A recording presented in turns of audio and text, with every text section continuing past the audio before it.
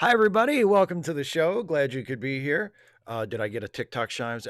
I got a TikTok Shives and a TikTok Dana.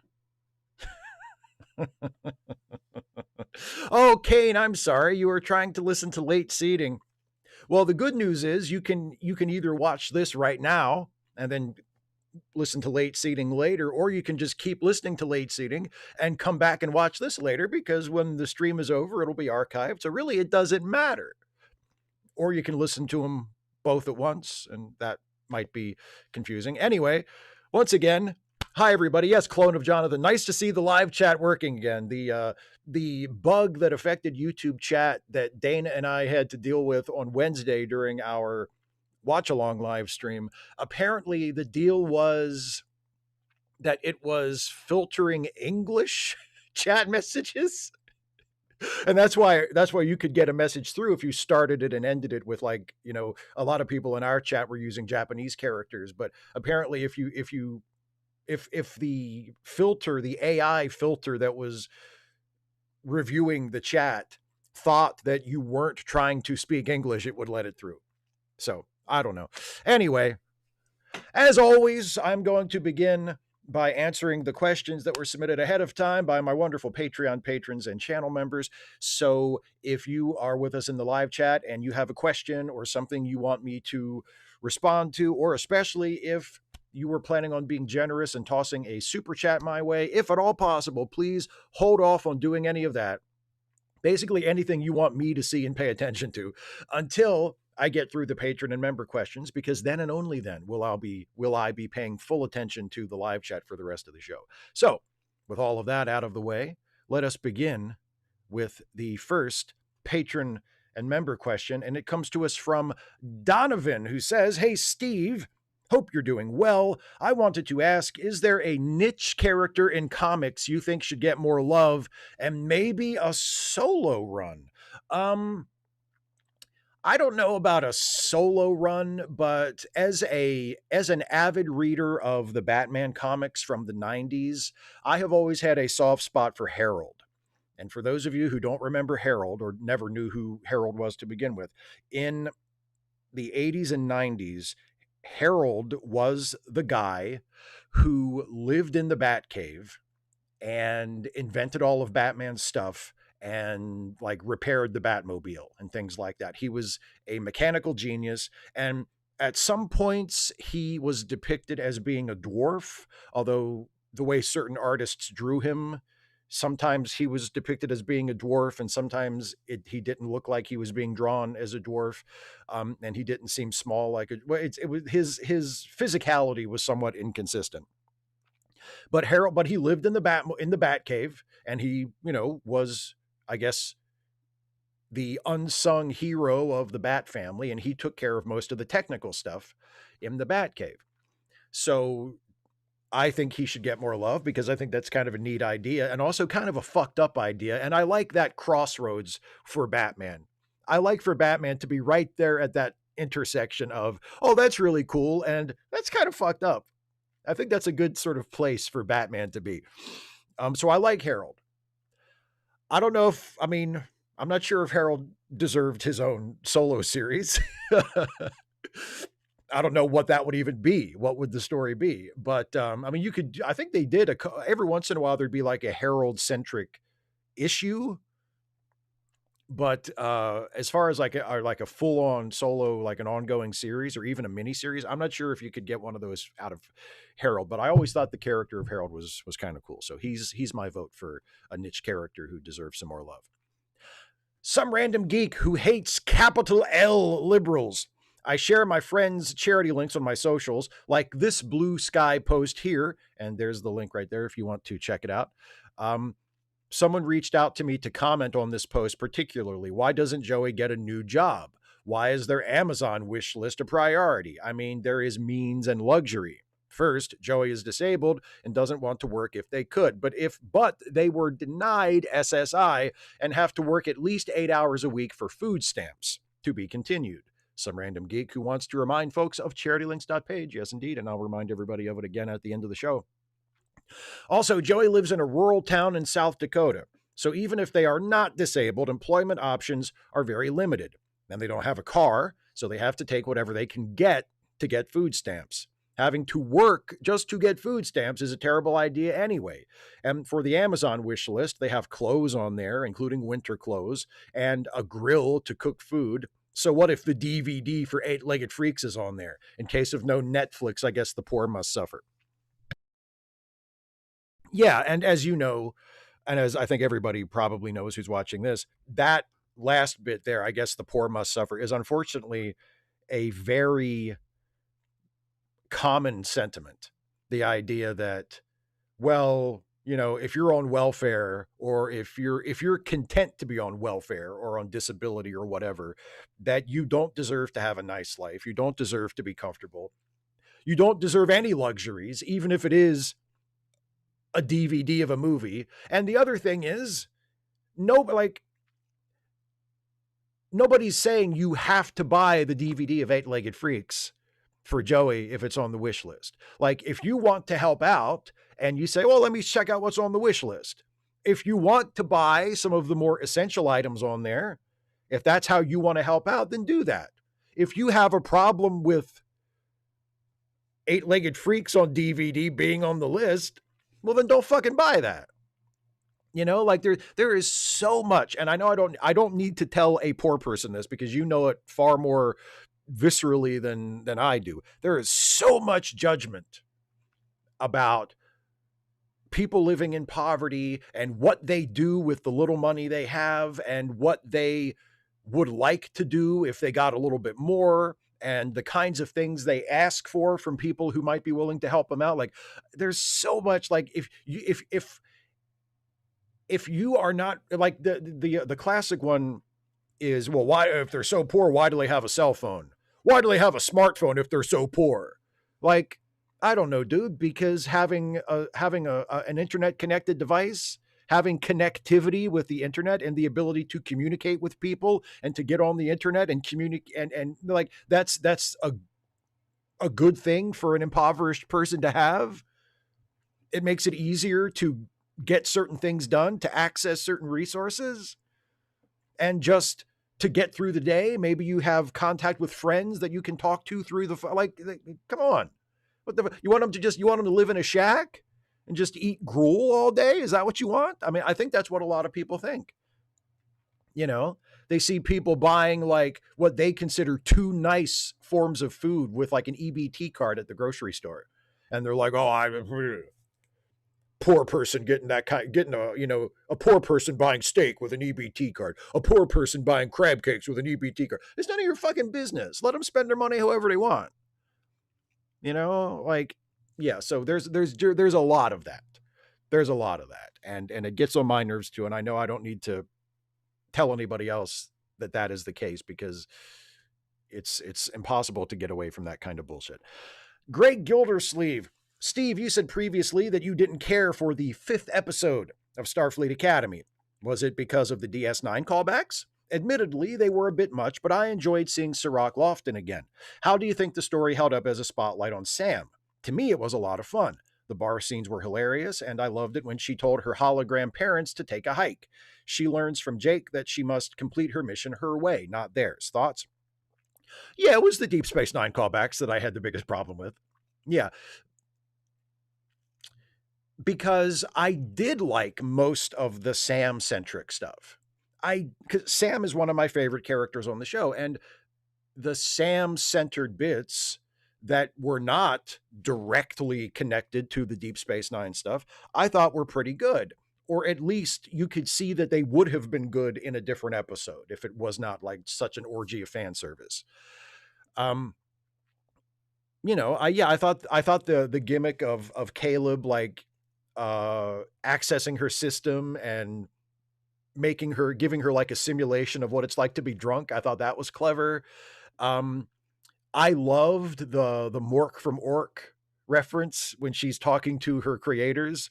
I thought, as soon as I saw that, I was like, oh, it's like Mork talking. It's Mork calling Orson. Come in, Orson. You know what I mean?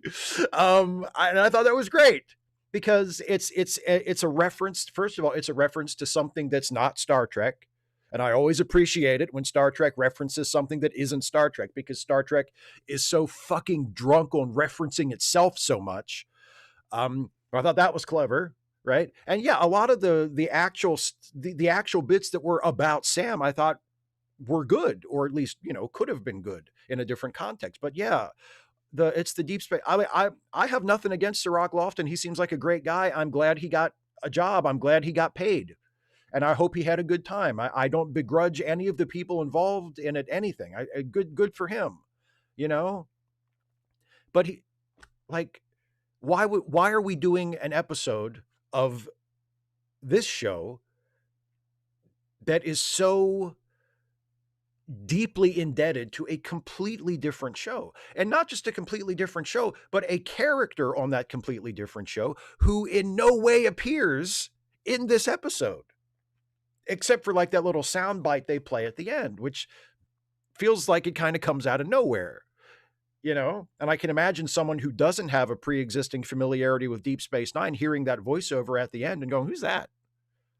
What's the significance of that? So yeah, it was all the fan servicey stuff. The stuff where it felt like it was actually about the characters on this show, I didn't mind. I thought some of it was actually good. But God, yeah, it was the Deep Space Nine callbacks. That's what it was. Yes, of course it was. They have no place in this show. It should not have been done. You shouldn't do that. Just don't do that.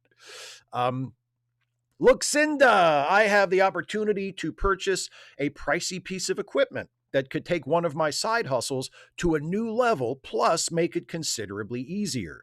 Or I could discover after a while that I was dead wrong about the equipment and am left with a very expensive and large lump of regret to swallow. What would your thought process be for getting to a decision about whether to go for it and get the equipment? I realize I've given no details, but I'm curious how you would approach this situation.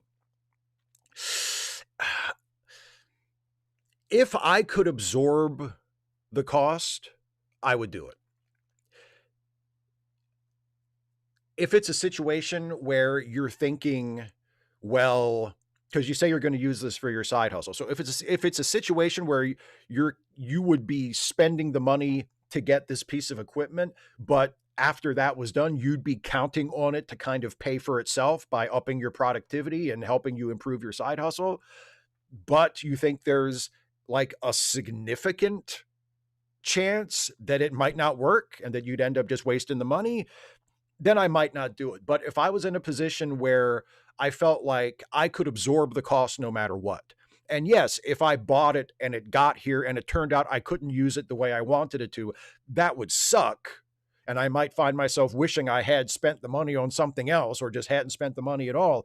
But it's not going to, run me short. Like, it's going to be a pill to swallow, but it's not going to hurt me. Then I would probably do it. But if it's the kind of situation where if this doesn't work, we're going to have to, we're on half rations for a few months. And you know what I mean? Like, if it was that kind of situation, I probably wouldn't do it. But if you can eat the cost, no matter what, if it was me, I would go for it. And I have done that kind of thing before. And I have never gotten something and it turned out I just couldn't use it at all. Like, it just turned out to be useless to me. But I have spent money on things like for the YouTube channel, for my production process. And it turned out it didn't work like I was hoping it would, or I couldn't use it in exactly the way I had intended to. And that's really annoying and that really sucks. But it was always a situation where, okay, you know what? It's not going to run me short. Like, I had the money to spend. It's gone. I wish I had spent it on something else, but it's okay. Like, I can absorb it, So that's basically my advice. Cindy, say ICE arrives en masse in your town. Masked goon ICE agents and SUVs converge on you while you're out driving. They're waving their guns around, screaming at you to get out of your truck, even trying to pull you out of it. What would you actually do? I mean, I would get out of the truck. I would get out of the truck. I would comply, because there's no upside to not complying in that situation. I mean, that's one of the reasons why fascism and authoritarianism are so bad.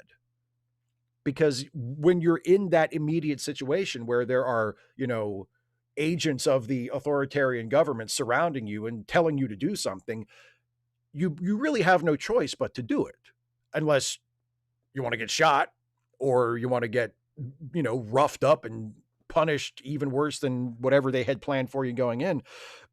It's it's a brutal and unjust system where the citizen basically has no options in that moment.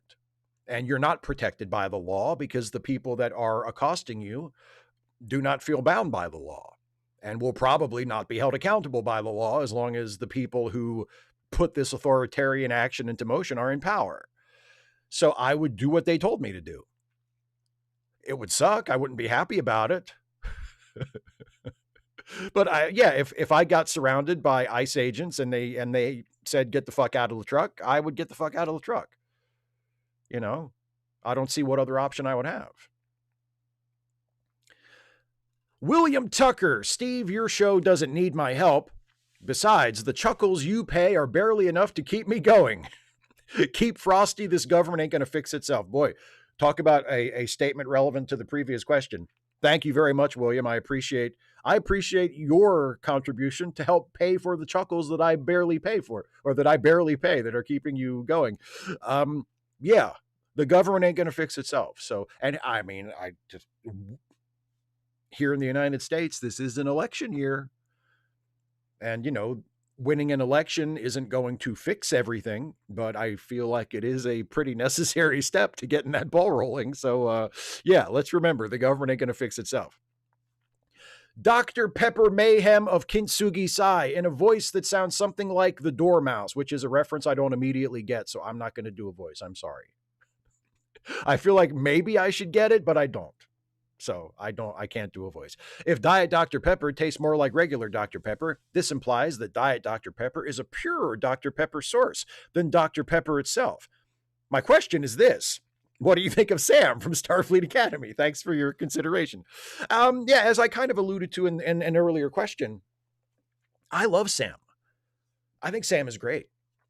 I think I love her. I love her personality. I love her eagerness. I love how fucking funny she is. Some of the biggest laugh moments from the season are Sam moments. Actually, I think maybe the biggest laugh in the pilot episode is a Sam reaction when the cadet master is injured and they're like sort of triaging her in the medical bay while all of the chaos is going on the ship. And then they heal her and she reacts by, I think it's Jaden, because Jaden is the one who is treating her mostly. And I think she says something like, boy, nothing like death to get the blood pumping or something like that. And like she pushes or shoves or punches Jaden like in a celebratory way, but she's so strong that he just goes flying. And then she turns to Sam, who has been assisting, who is standing right there. And as soon as she makes eye contact with Sam, Sam immediately goes, no need to thank me. And it's just perfect. So I'm a big fan of Sam. I like her a lot. Some nerd. So we have Some Random Geek as a longtime friend and patron of the channel. And now we have Some Nerd. Alternate names for TOS and TNG Star Trek films. Okay. Star Trek 1, 2001 minutes of establishing shots. I can get behind that. Star Trek 2, The Pecs of Montalban. Okay, good. Star Trek 3, My Little Vulcan, Friendship is Magic.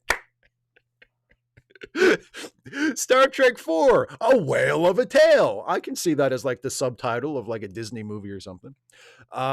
Or like an American Tale sequel, a direct-to-video American Tale sequel. Star Trek 5, The Trekkening, or How I Learned to Release My Pain and Give God a Starship. Star Trek 6, The Dogs of War. Sure, it was right there. Star Trek 7, Bad Fanfic. Oh, I like that one. Star Trek 8, The Borgiad. Type O Nerd. Of the wrath of far-famed Picard, Exlocutus, who hurled down to the house of Hades so many bumbling Borg.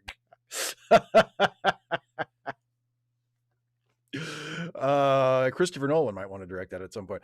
Star Trek 9, The Better Angels of Our Nature. Oh, and Star Trek 10. Ugh.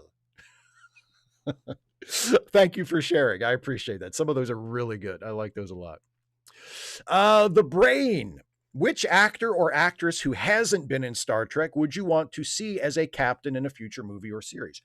Um, I mean,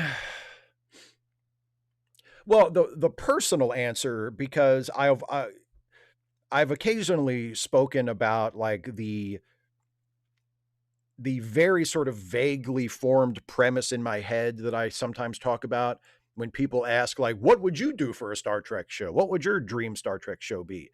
And I've talked about how I would love to do a Star Trek show, or I mean, or see someone else do it since they're never going to hire me.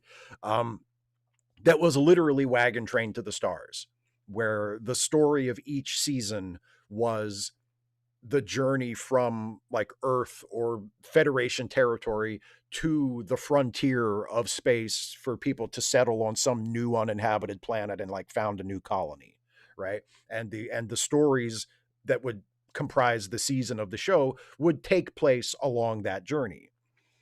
And I always thought it would be cool for the captain of the ship to be played by Henry Simmons, who was Detective Baldwin Jones on NYPD Blue and was also Mac on Agents of S.H.I.E.L.D.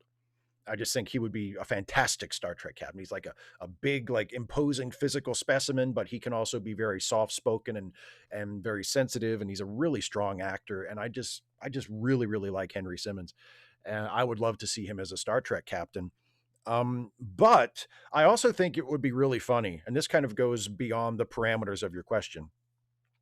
But just as kind of a meta joke, I think it would be really funny to get just a truly world class actor, like someone who is too good for Star Trek, right? Like I'm talking like a Meryl Streep, or like a fucking Daniel Day-Lewis or something like that, like just an absolute top tier acting talent.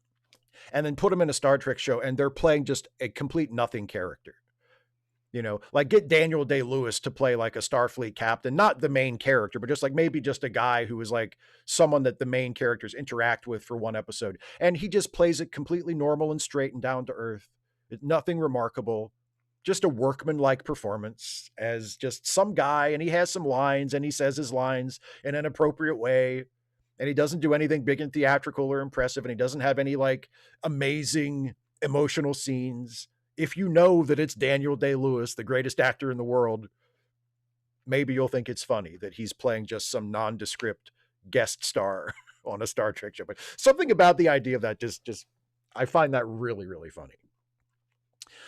General Contact Unit Problem Child. I wish people would have the fucking stones to just say splitting the left vote will keep the GOP in power longer and that will make the US worse in the short term, but that's worth it to eventually replace the Democrats as one of the two main parties. Because of a thing Hassan said, there's been some debate about third-party presidential candidates, and I have no respect for anyone claiming shit like Newsom and Vance administrations would be basically identical, so you might as well. Thoughts? Yeah, Newsom and Vance administrations would not be remotely identical, and anyone who says that is not to be taken seriously. That's a ridiculous thing to say. I'm not saying that Gavin Newsom is my choice or that he would be the most progressive president we would ever want. But people said the same fucking shit about Hillary Clinton and Donald Trump. And they said the same thing about Kamala Harris and Donald Trump as well. And they said, and about Biden and Trump, like, well, yeah, I mean, they're both like establishment candidates, so they'll be basically the same. You will never convince me that Hillary Clinton would have appointed Supreme Court justices who would have overturned Roe v. Wade. Never. You will never convince me that if Kamala Harris was the president right now, we would have seen the destruction of U.S. aid or the gutting of the federal government in general or the deployment of ICE agents across the country using Gestapo tactics to abuse and assault and harass and in some cases kill people, extrajudicial executions of people, unaccountable. That would not have happened that probably wouldn't have happened under another Republican president. It certainly wouldn't have happened under a Democratic president. So this idea that, well, because the Democratic Party isn't as far left as it should be, they're basically the same as the Republicans. In a Republican administration and a Democrat administration, there's really no difference. That is fucking bullshit.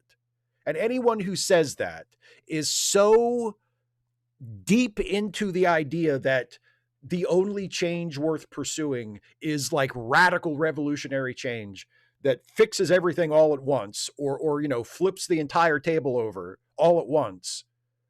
And anything short of that is basically just the same as Republicans and Democrats. Like that is such an asinine attitude. And it treats things like who's on the Supreme Court, or who's in Congress passing the laws, or what attitude and role the federal government takes in terms of public education and public health and immigration policy and foreign policy and all of these other areas, as though that stuff just doesn't matter. That's just incidental stuff that really doesn't make a difference in other people's lives. You tell that to people who have had to close their small businesses because they can't afford to buy supplies anymore because the tariffs have completely fucked the market for whatever they were operating with. You tell that to farmers or to manufacturers, or hell, just to regular working stiffs who are having to budget for more money just to buy groceries because shit's more expensive, because Trump decided that he knew better than fucking economists and decided to fuck things up. And you tell me that exact same thing would be happening if Kamala Harris was president right now. That is fucking bullshit. So I reject that premise. Even if you believed that you might as well vote for the long shot third party candidate because there's no difference between the Republican and the Democrat, even if you sincerely believe that, it would still not justify that choice because you're fucking wrong. Because you are fucking wrong. And we can complain about the Democratic Party not being what it should be, and we should hold their feet to the fire, and we should do whatever we can to push them further and further in the direction of legitimate progress. Like we absolutely should do that. This is not about saying, well, the Democrats are fine. No, they're not. They're really not. We as the people, as the voters, need to be pushing them to the left at every opportunity. But that does not mean that the Democrats and the Republicans are basically the same. And there's no difference. There's no reason to expect that a Democratic president would be any different than a Republican president. That's a fucking ridiculous thing to say. David Colby installed Linux and won't shut up about it. It's better than Windows. Star Trek. We've had enough Star Trek shows set in cutting-edge, top-of-the-line spaceships. We need another Star Trek show that's like Deep Space Nine. I want a crew stuck on an old, shitty ship that sucks and breaks constantly. What terrible features would you put on this hypothetical ship for best dramatic storytelling?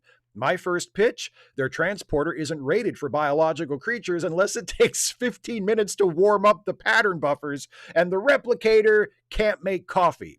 That's a good start. How about this? No transporter and no replicator. Either set the show at an early enough point in the fictional timeline, so that's just how things are, or imagine some context where, the ship operates on the far edge of explored territory and they don't have the same supplies and the same advanced technology that the ships on the shows we usually watch are, or it's a Starfleet detail that has been kind of like Deep Space Nine, but in an even more extreme circumstance. They've been deployed to some remote outpost to help out, to start rebuilding a society or fix an old facility or an old ship or an old fleet of ships or whatever. And they just don't have all the up-to-date technology. So no transporters, no replicators, no fucking holodeck. Maybe the ship isn't as fast as other ships. Stuff like that. Just figure out a reason for it and just say, oh, they don't have any of the advanced technology. They have the basics. Maybe they have fucking rations, right? Like it would be an interesting direction to go. and to see and to push against the envelope a little bit and say, can we still do Star Trek and still have it be, in terms of its tone and its outlook and its voice and its politics and its social conscience and all of these other things that are so definitive to Star Trek, could it still be a Star Trek show if we just remove all of what we have now come to view as the familiar, super advanced, magical Star Trek technology? JDC is getting the cancer yanked on March 6th. Good to hear it. Hi, Steve. I'd like to propose that weddings are the opposite of comets. This is a corollary to your Star Trek theorem that if you see a comet, you're in for a good episode. Thoughts? I will go with this 100%. Yes, absolutely. Weddings in real life and on TV. Weddings are the opposite of comets. I would chew my fucking leg off to avoid going to a wedding. Absolutely. Weddings are the worst fucking things there are. I hate weddings so much. I hate weddings. I hate weddings. I hate wedding receptions. I hate all of the fucking bullshit surrounding weddings. And a wedding on a TV show. Yeah, I'm not going to say that every single wedding episode is bad, but the list of good ones is really, really, really short.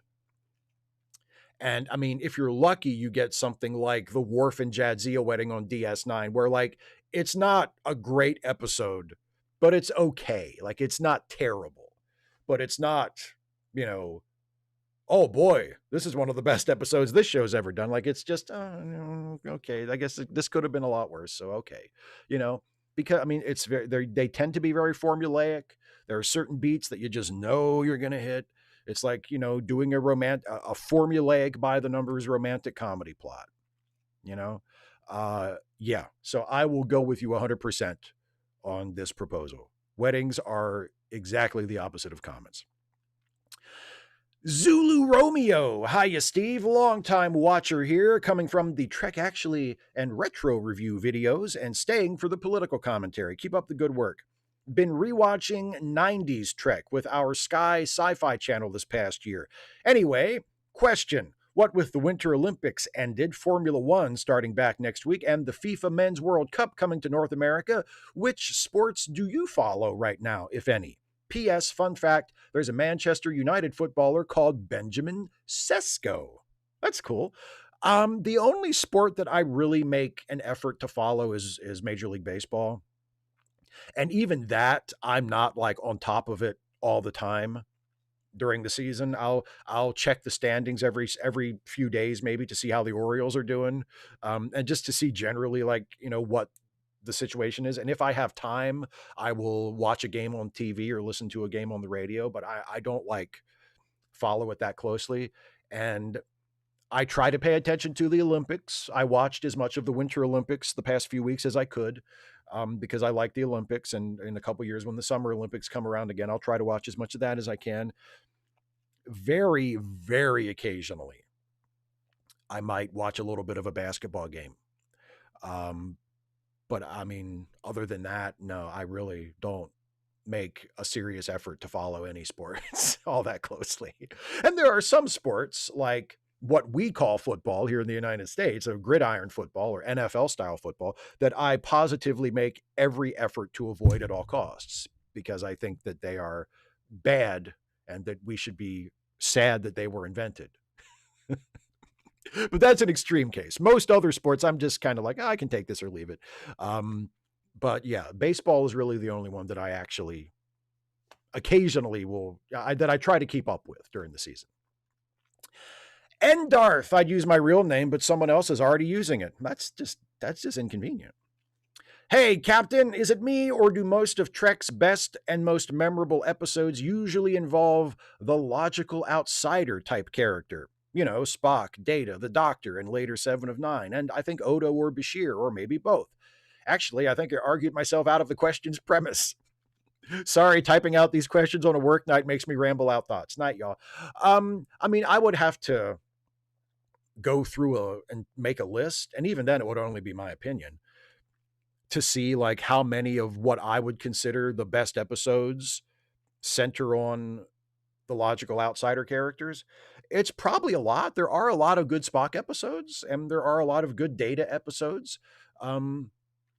Those characters in whatever character you're talking on Voyager, my God, a lot of the best Voyager episodes are Doctor episodes, as I am discovering in my current retro review batch, which is the original idea of it was, well, spotlight on Voyager, and I didn't really put a whole lot of thought into which episodes I picked, and then it turns out a lot of the episodes I picked are Doctor episodes, and those are some of the best episodes of Voyager. And same thing with Seven of Nine. So there are some of the better episodes from Voyager's second half. Are Seven of Nine centric episodes. And yeah, there's something about that kind of character that brings out the best in the writers. But there are lots of other, I mean, it's not like there aren't any good Captain Kirk episodes on Classic Trek. I mean, most of the episodes of Classic Trek are Captain Kirk episodes. It's a very Captain Kirk centric show. Same thing with Picard and TNG. There's a lot of great Picard episodes on TNG. There's some really, really fantastic Riker episodes. I mean, so I would have to actually go through and make a list and then see what the actual ratio is. But I would suspect I probably wouldn't go so far as to say most of the best or most memorable episodes involve the Datas and the Spocks and the Doctors, etc. Odo, but it's probably a pretty high number because those characters do tend to lend themselves to really strong episodes. Neil the Delighted. Not a question as much as an opinion. I like Starfleet Academy. It's different, but schmucks who suggest Star Trek needs to die just because it's different can go eat a mountain of shit. Offensive prick. Sorry, Steve, I'm not always nice. Some content makers are high on their supply. Well, you've heard how I talk about these people, so you have no need to apologize to me. We share the same sentiment, and I am often not as nice as you are being in this question. Yeah, I mean, it's just high on their own supply is a good way to put it. Having a very narrow, self-serving, let's say, view of what Star Trek is supposed to be. And it's basically, well, Star Trek is supposed to be whatever I think it is based on the Star Trek I have watched. You know, it needs to fit within my personal preferences or it's not real Star Trek. That's what the argument essentially is. And it's a dumb argument. It's just a dumb argument. You're allowed to have your preferences. Of course, you're allowed to like what you like and not like what you don't like. But the idea that you would demand that the show be a particular way because of your taste, and if it's not that way, then you will attack it or you will declare it to be illegitimate or a failure, or say that everybody who doesn't hate it as much as you do is a shill or is, just trying to cope with how bad it is and convince themselves that it's really good, or whatever, all the arguments that these kinds of assholes say. It's just my preference is the objective truth, and my preferred version of the show is the real version and the correct version, and anything outside of that is illegitimate and needs to be smashed. Yeah. Go eat a mountain of shit. I think that says it quite well. Lynn Kibblemom. Hi, Steve. Hope you are doing well. In several recent videos shot in your bedroom, I noticed a prominently displayed figure of the comic book character, the Phantom. I don't recall seeing you mention either the character or the figure, so what's the story with the Phantom? Thanks for all your wonderfully funny videos. I do not have a Phantom figure. I'm not sure what you are referring to. Now the Phantom was purple, right? So the only purple character I have that you might see, you see her in the background of all of my retro reviews, my Star Trek retro reviews, is my 1990s era Catwoman. You might have glanced at her and thought, oh, that's the Phantom, because the eye mask, maybe, and the purple. But no, this is not the Phantom. This is 1990s era Catwoman. And I keep her over here. There you go. And she is paired with it was a two pack of these like Batman dolls. And this is the other one. This is Batman. Again, 1990s era, no underpants, just straight gray solid color bodysuit with no underpants, but the colors of the, you know, you still get the dark colors of the mask and the cape and the boots and the gloves. So um, they live over there behind me. So that's probably what you saw and you thought, oh, that's the Phantom, but it's not the Phantom. It's Catwoman. I do not have a Phantom figure, unfortunately. Nothing against the Phantom. I just don't happen to have a Phantom figure. Far Grim, hello Steve, from my husband and I. Hope you are well. A lot of idiots complaining about the gay Klingon in Starfleet Academy. Tell me about it. Angry he wears feminine for a Klingon clothes and isn't a warrior type. What are your thoughts on the character? It's odd to me hearing people angry that a Klingon isn't a warrior, as if an entire planet would actually be a monoculture. Just in the United States, we have massive culture shifts, excuse me, between states, yet we're to believe all Klingons would be a monoculture? Thoughts? No, I like Jaden a lot. I think all of the cadet characters have been written very well and have been brought to life very well by the actors. I think Jaden is great. And I think they especially handled uh, his sexuality as a part of his identity well, because it's just a part of him that just kind of is revealed naturally through the course of the show. You know, the first time you see him when he meets Caleb and, you know, he makes his first appearance, you don't automatically go, oh shit, gay Klingon. Like, it's not, and there's not a coming out scene. There's not a scene where everybody's like, guys, I think Jaden's gay. Like, it's just, it's a part of who he is, and it becomes apparent as the show goes on, and it's not a big deal, and there's no pointing at it and saying, look, everybody, there's none of that. It's handled just the same way you would handle a hetero character, which is the way it should be handled. Oh, I guess he's gay. Or at least he's into dudes, you know, maybe he's into chicks too. I don't know. But, you know, it's like, oh, I think he's flirting with that guy. Okay. You know, that it's that's that's how it's handled. And I think that's the way it should be handled. And just beyond that, just him as a character, I really like him.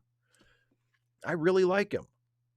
And yeah, it's like I said in my video that I put up that I put up today, this morning.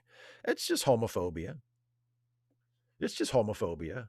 People saying, "Oh, Klingon gay. What the fuck?" You know, like, I mean, I've seen people say that, like, well, he's his character is meant to underline masculinity, and like, what is anti-masculine about him? I don't get it. Like, because he's not a bloodthirsty killer, it's an attack on masculinity.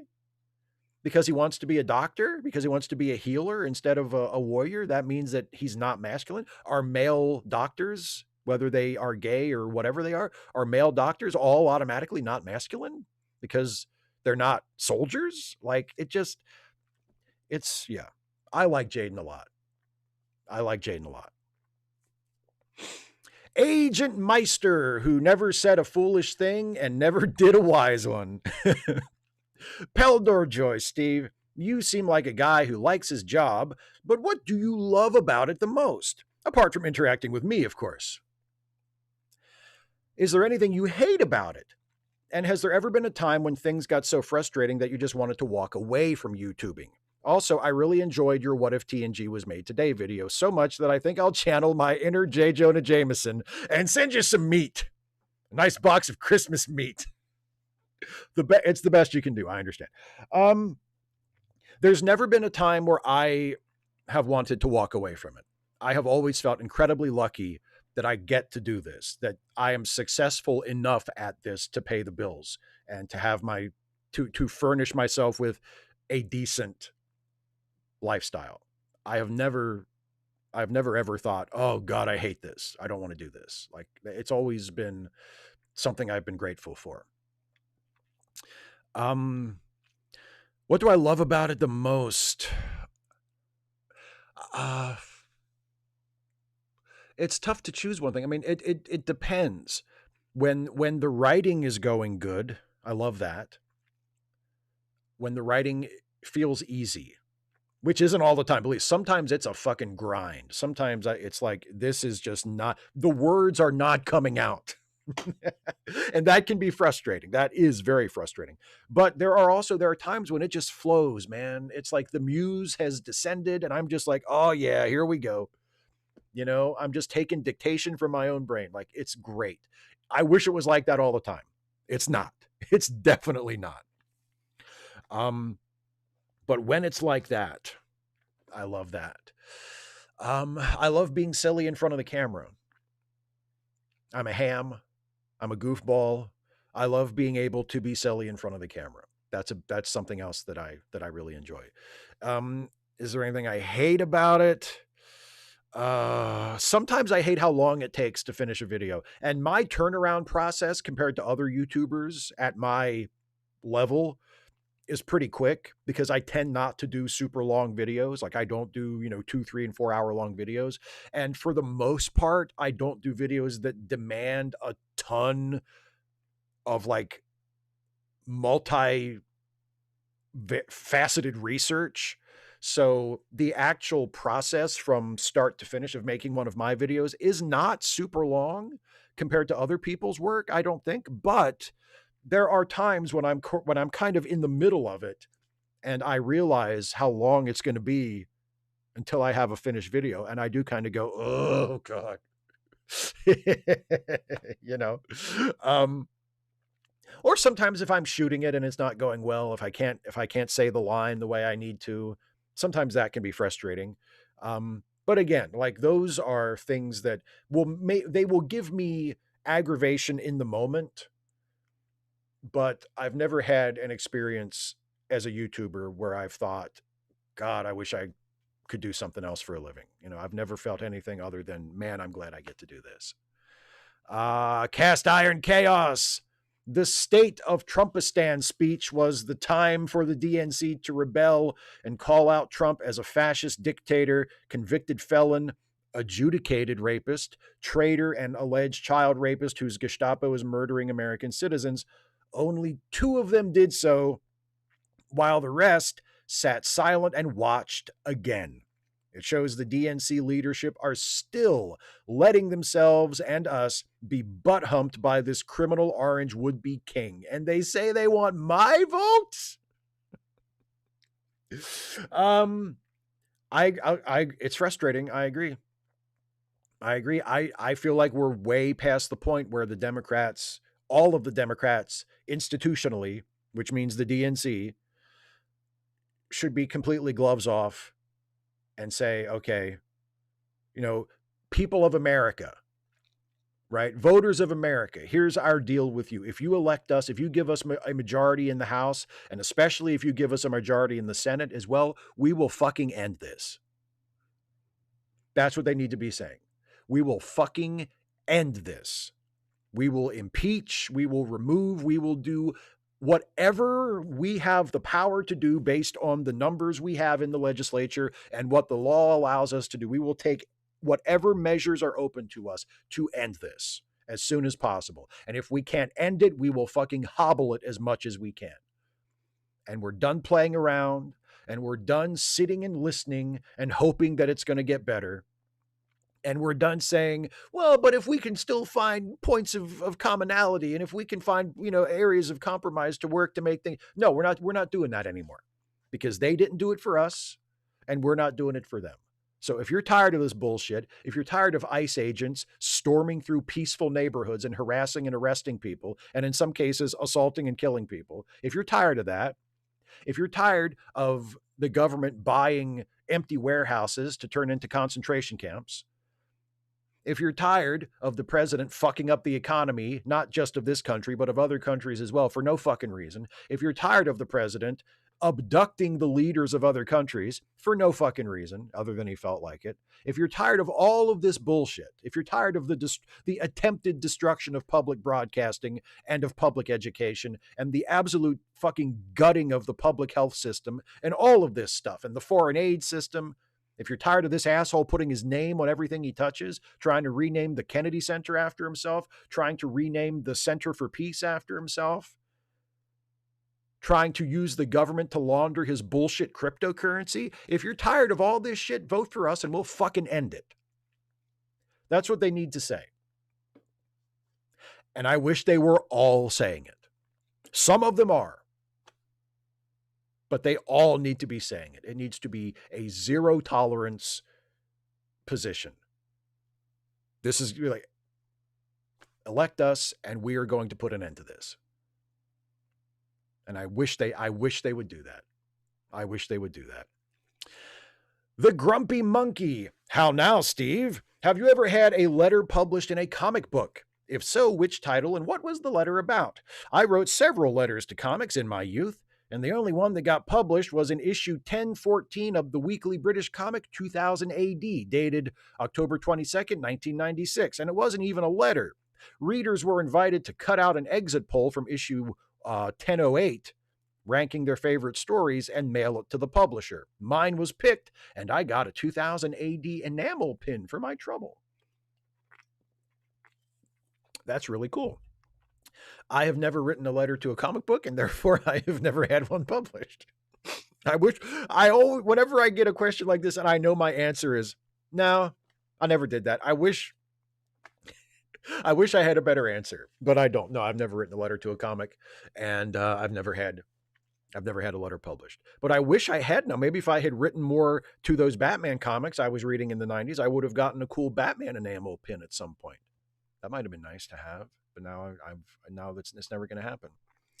Andy Lawler hopes to someday do something that allows him to refuse to visit the White House. Oh boy, wouldn't that be a fucking rush? Hey, Steve, are you as broken, I guess, as I am at the prospect that among the rest of the shit show, when it's proven that Pam Bondi lied under oath about there being no proof in the Epstein files that revered leader grab him by the pussy committed crimes, that she, like the monsters in the files, will face zero consequences? Thanks and have a great weekend. I don't know if I would say broken, but resigned. Disgruntled and resigned. Yeah, like I've just come to peace with it. I wish that it wasn't so. If the Democrats not only are able to take back control of the legislature after this midterm election, but also they find their fucking courage and decide to actually go on the offensive and try to do something about this. And if they do get the numbers necessary, which is a big if, even if they retake the majority in the House and even if they retake the majority in the Senate, it's incredibly doubtful that they would get enough of a majority in either house to be able to actually, just start impeaching people. But it would be nice to just see the willingness to do that, to see the intention to do it. That would be nice. That would be, but no, so I mean, I would love to see that happen, but do I expect it? No. And that sucks. And I am not happy about that. I wouldn't say I'm broken about it, but I'm just kind of like, all right. It's not good. And we should all be fucking embarrassed. The people that are running the federal government now, we should all be fucking embarrassed. All of us. Because the rest of the world is looking at us and they're saying, what the fuck? Like, what the fuck?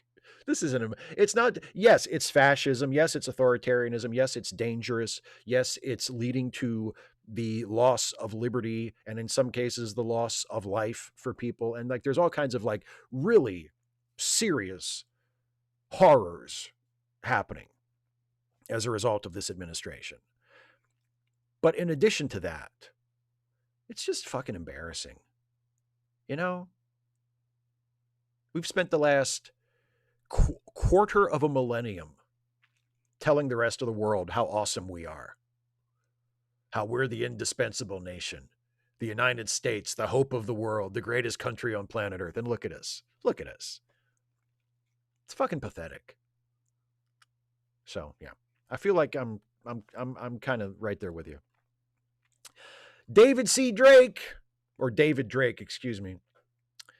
Hi, Steve. I'm glad to be one of your relatively new patrons, and I'd like to finally take advantage of the opportunity to make you say things, as Dana once put it.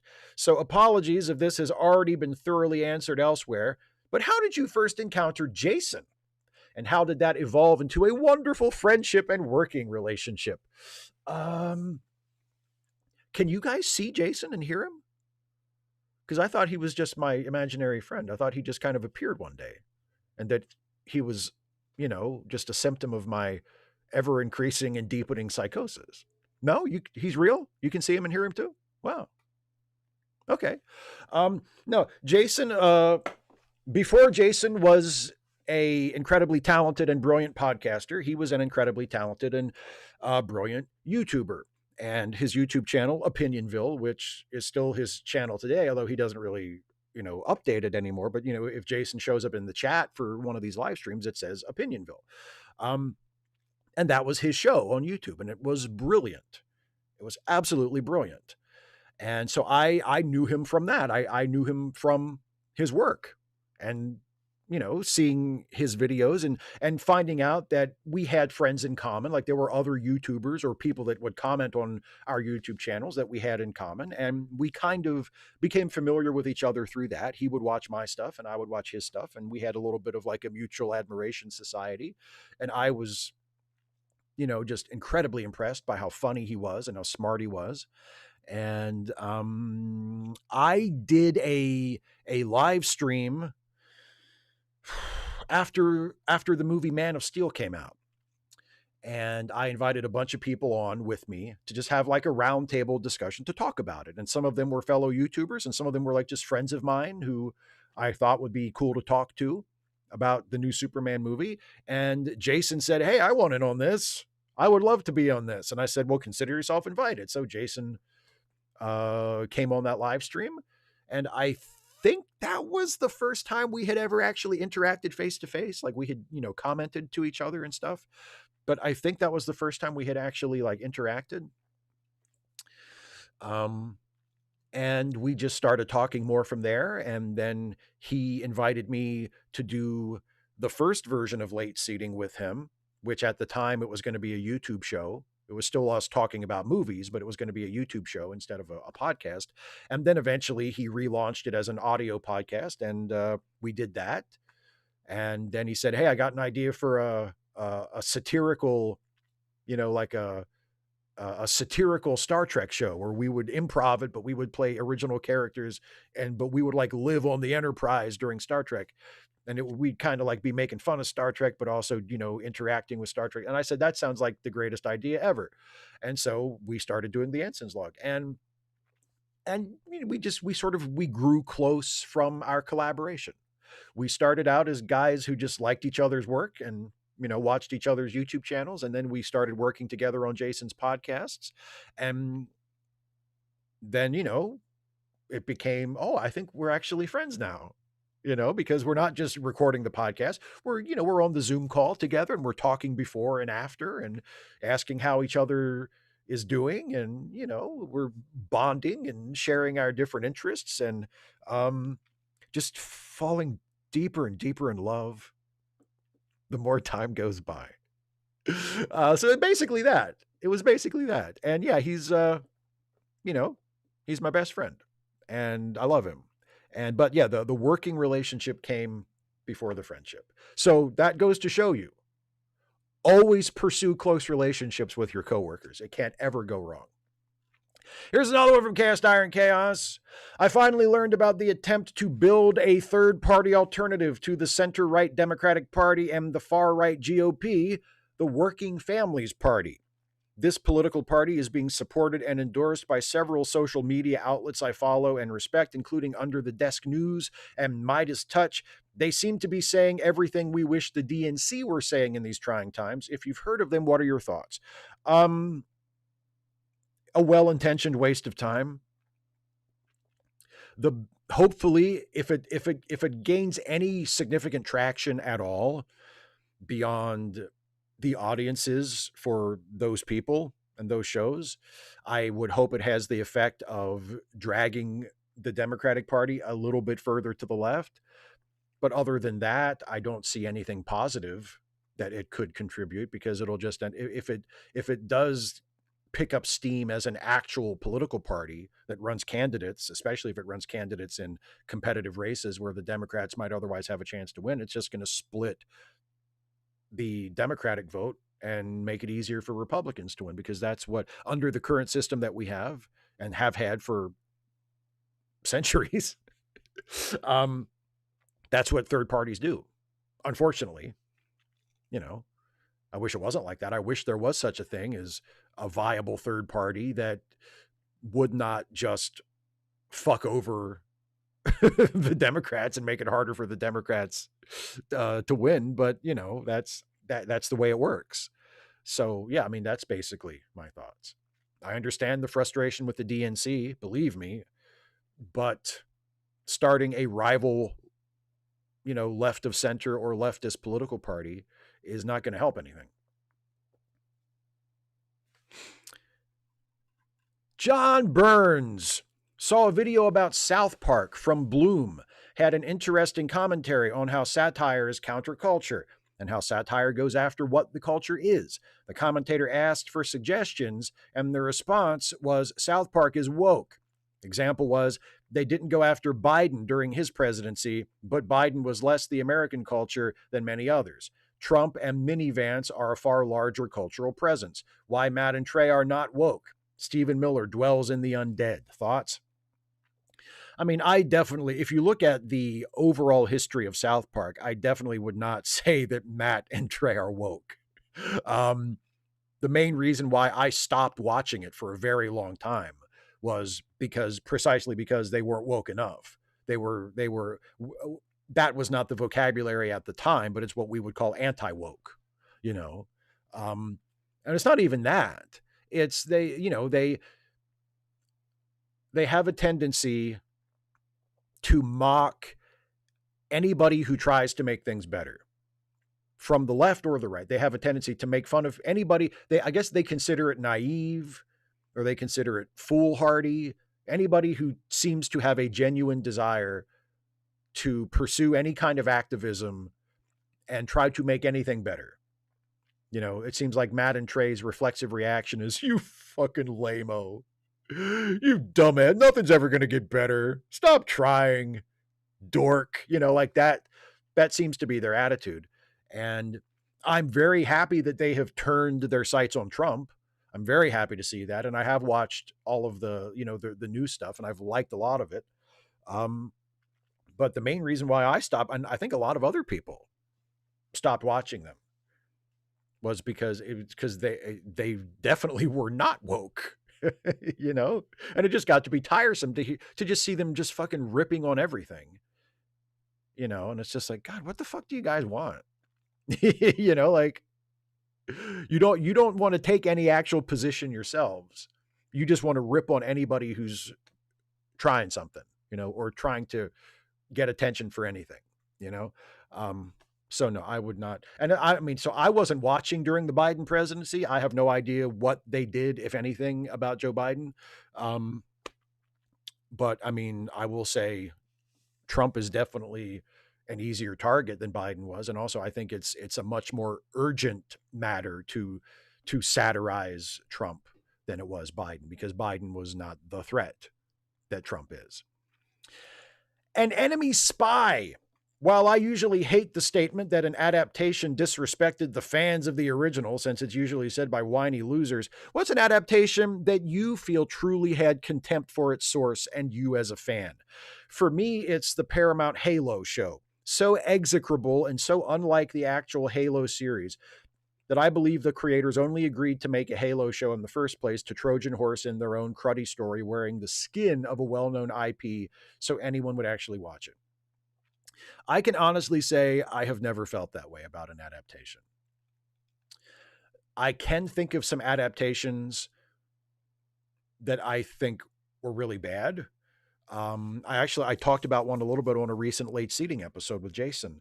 Um, the movie The League of Extraordinary Gentlemen, which is adapted from a fantastic comic book series, written by Alan Moore, and Alan Moore, is pretty well known for not liking any of the adaptations of his work, and a lot of the adaptations of his work are pretty bad, so I can't really blame him. And League of Extraordinary Gentlemen is one of them. The comic books are phenomenal. They are so good and so smart and so well put together and so funny, and especially if you are not even a fan, just kind of familiar with 19th century adventure fiction. It's delightful. It's really good. And the movie's just terrible. The movie's just lowest common denominator Hollywood slop, just like early 2000s Hollywood slop. It's terrible. But I didn't feel like the makers of the movie had contempt for the material or the contempt for me as a fan of the original material. I just thought, damn, this is a shame. This is the shits, you know? So I can't really, and I don't usually take things personally like that. I don't feel like, I mean, there is such a thing as a film having contempt for its audience, but I think that applies equally whether the movie is an adaptation of like a popular thing or an original piece. Like if I feel like a movie is talking down to its audience or has contempt for its audience, doesn't respect the intelligence of its audience, I judge it for that. And I don't, there's no personal element to it. There's no like, God, they must really hate, you know, the League of Extraordinary Gentlemen. They must really think it sucks if this is what they've done to it. I just don't approach it in those terms. But yeah, of course, I've seen adaptations that I think are fucking terrible, and not necessarily, as I said in the podcast, not because it's different from the comic. I don't care if it's different from the comic. I don't give a fuck if an adaptation is different from the source as long as it's good. It just wasn't good. It was just the shits. So. M.W. Ridra. Hey, Steve, I really enjoyed your Starfleet Public Affairs Officer video. Very topical. I was curious, though, who voiced the reporters? I didn't see anyone credited, so I assume it was just you with heavy audio editing. What software did you use, if I may ask? I've been looking for something for my own audiobook project, but I don't want to use anything that utilizes AI, hence my curiosity. Well, the thing that I used did utilize some AI, so you won't want to use it probably, which I can respect. I probably wouldn't have used it either, except there's a voice cloning product from 11 Labs that people clone their own voices and submit it to the platform. So it's not like it doesn't have the the ethical issue of, well, it's they've stolen a voice from somebody, right?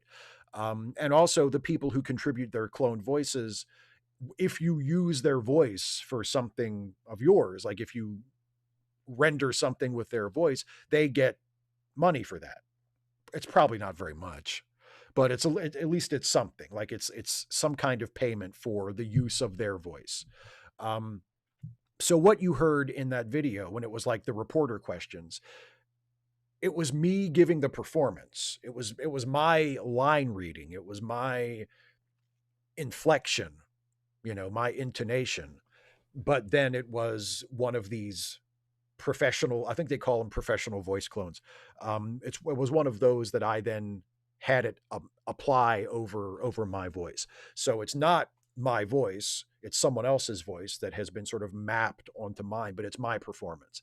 And I found that gave a pretty good effect, and had a kind of, you could actually you could have the other voice give a performance in a way that you can't really do with like a text to speech thing. Because with text to speech, whether it's traditional like a TTS, text to speech generator, or like a more recent AI version, there's only so much you can do. There's only so much inflection you can impart just by typing it out. You're never going to get it exactly how you want it. But with the ability to use your own voice and give a performance and then translate it into another voice, that actually works a lot better. And so, but I mean, like that was something I could live with. Like ethically, that was something I could live with. If you can't live with it, that's completely fine. And I understand that and I respect that. And if you don't want to use something like that for the project you have in mind, then the process I use, the product I used for that video is not going to be of use to you. But that's how I did it. That's how, and it's not, I don't know if it's something I'm going to make a lot of use of in the future. But this was a project where I felt like because of the quick turnaround time for it, I didn't really want to stretch it out long enough to ask like friends of mine to do voices. And I knew there was going to need to be a lot of different voices. And I knew I wanted it to still have a very particular sound and a particular inflection. And I wanted each voice to be like a particular character. And this was a way that I could do it myself in terms of the performance, but then have the clone voices kind of take it from there. So, that's how I did it. But if you are not wanting to utilize something that has AI involved at all, then it's not going to be of help to you, unfortunately. So, but that's how I did the voices in that video. Simon Moody. Recently, I've seen the idea of a Kana Massey 28 ticket in progressive chat picking up momentum. I have pushed back given Massey, while good on Epstein, Iran is otherwise worrying. Pro-voter suppression, pro-life begins at conception, and anti-the Violence Against Women Act. My pushback has met resistance. Why is the left that desperate when Trump's polling is so low? To think of Massey having a casting vote on appointments is eye-watering. Why is this idea getting grassroots traction? Am I wrong? No, you're 100% right. A lot of people just have a difficult to break attachment to bipartisanship. A lot of people think that, well, if we can come up with some kind of compromise ticket, if we can come up with if we can get a Democrat and a Republican to run together, well, then we can't lose. And I feel like, and again, a lot of this is just my feeling on it. But I feel like that's really misreading the room, I feel like the way to defeat Trump is not to come up with some kind of unity ticket with a Democrat and a relatively acceptable Republican, and relatively is doing a lot of fucking heavy lifting in that sentence, but to actually offer a real progressive alternative. Like, is the Democratic bench that fucking thin that we need to be looking for a Republican for a running mate? Like, I call bullshit on that whole premise. And yeah, okay, it's nice to see that Massey has been standing up to Trump as far as the Epstein files goes. That's nice. That's great. Good for him. But we can do better. We don't need to be calling in Republicans, and we shouldn't be. Jim P. Good evening, Steve. I'm not sure if I heard your opinion on this before, but given the current climate in the U.S., it seems like a revisit is a good idea. Have you seen V for Vendetta? And if so, what are your thoughts on the movie? Have a great show. I have seen it, and I've read the book. Speaking of, that was Alan Moore too, wasn't it? Speaking of Alan Moore, I've read the comic. I've seen the movie. I like the movie a lot. It's been a while since I watched it, so I can't really offer you any specific comments on it. I remember liking it a lot. I remember thinking Hugo Weaving was really good as V. I remember thinking Natalie Portman was really good.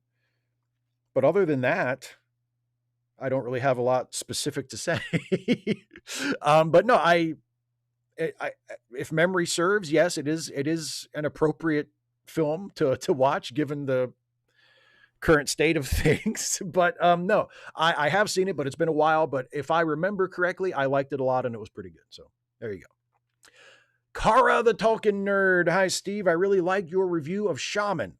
And as you gathered, it is and still remains one of my favorite DC Batman stories. Does this mean you're also going to do Gothic? Although I admit that this might actually take at least 2 videos to cover the story completely. Again, it's another favorite of mine simply because of the supernatural element. So that's my next question. Are you going to do the next story in the series? And if so, when? Soon, pretty please? Oh, yeah, that's the next. Yeah, Gothic is the next storyline in Legends of the Dark Knight. So yeah, that's next. That's going to be the next one. I'm going to do a Superman one first, and then the next Batman one is going to be Gothic. Yeah, I love Gothic. Gothic is one of my favorite Batman stories ever. I like Shaman, but I love Gothic. Gothic is right up there at the fucking top for me. Isaiah. This is going to be a strange one, Steve. What famous person, celebrity, or even politician would you want to see as an astronaut on a specific space mission? For me, I chose Chapel Roan. I've been getting into her music recently, and I love it. She's from Missouri, and so was Edwin Hubble, whom the Hubble Space Telescope is named after. So I'm giving her a Hubble servicing mission on the Space Shuttle, Alt History Challenger, sometime in 2008. Going to write a small story about it too. And then Isaiah continues with another question, because I believe, Isaiah, you're not a member, you're not a channel member and a patron. You are a double patron.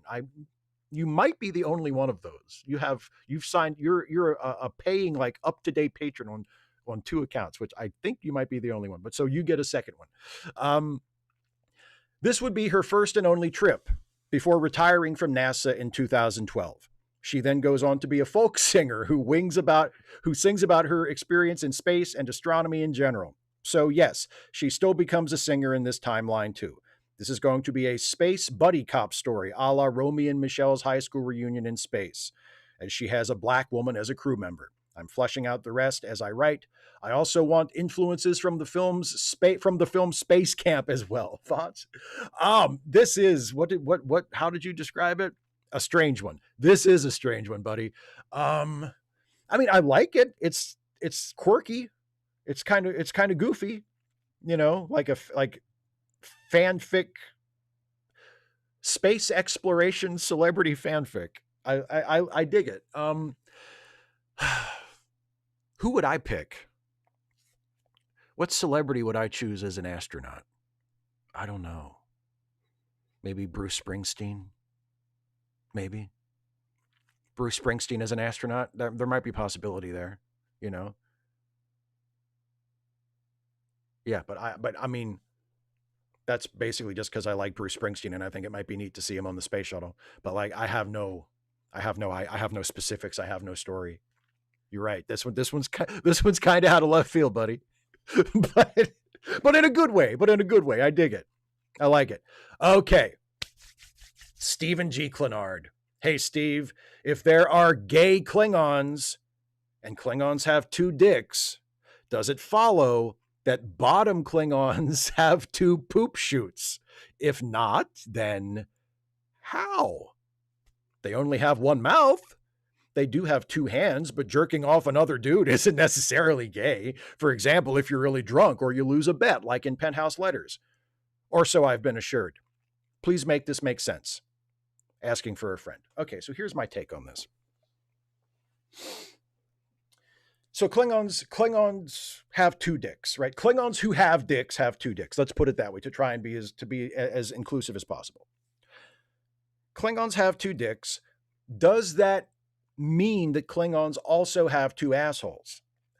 Maybe, but I don't think so. Now, they could have two assholes by the same logic that gives them two dicks, which is Klingons just have an incredibly redundant anatomy. So they have a dick and a spare, and they have an asshole and a spare. That may be the case. And if that is the case, then hey, end of discussion, right? I think we can all tell where it goes from there. But if Klingons only have one asshole, but they have two dicks, how do gay Klingons work this out? Here's my suggestion.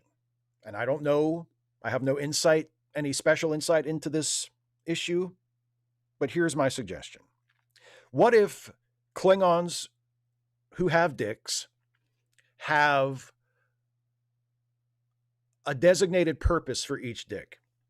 Now, we know from the episode of Star Trek Discovery that canonized the idea that Klingons have two dicks, that Klingons urinate out of both dicks at once.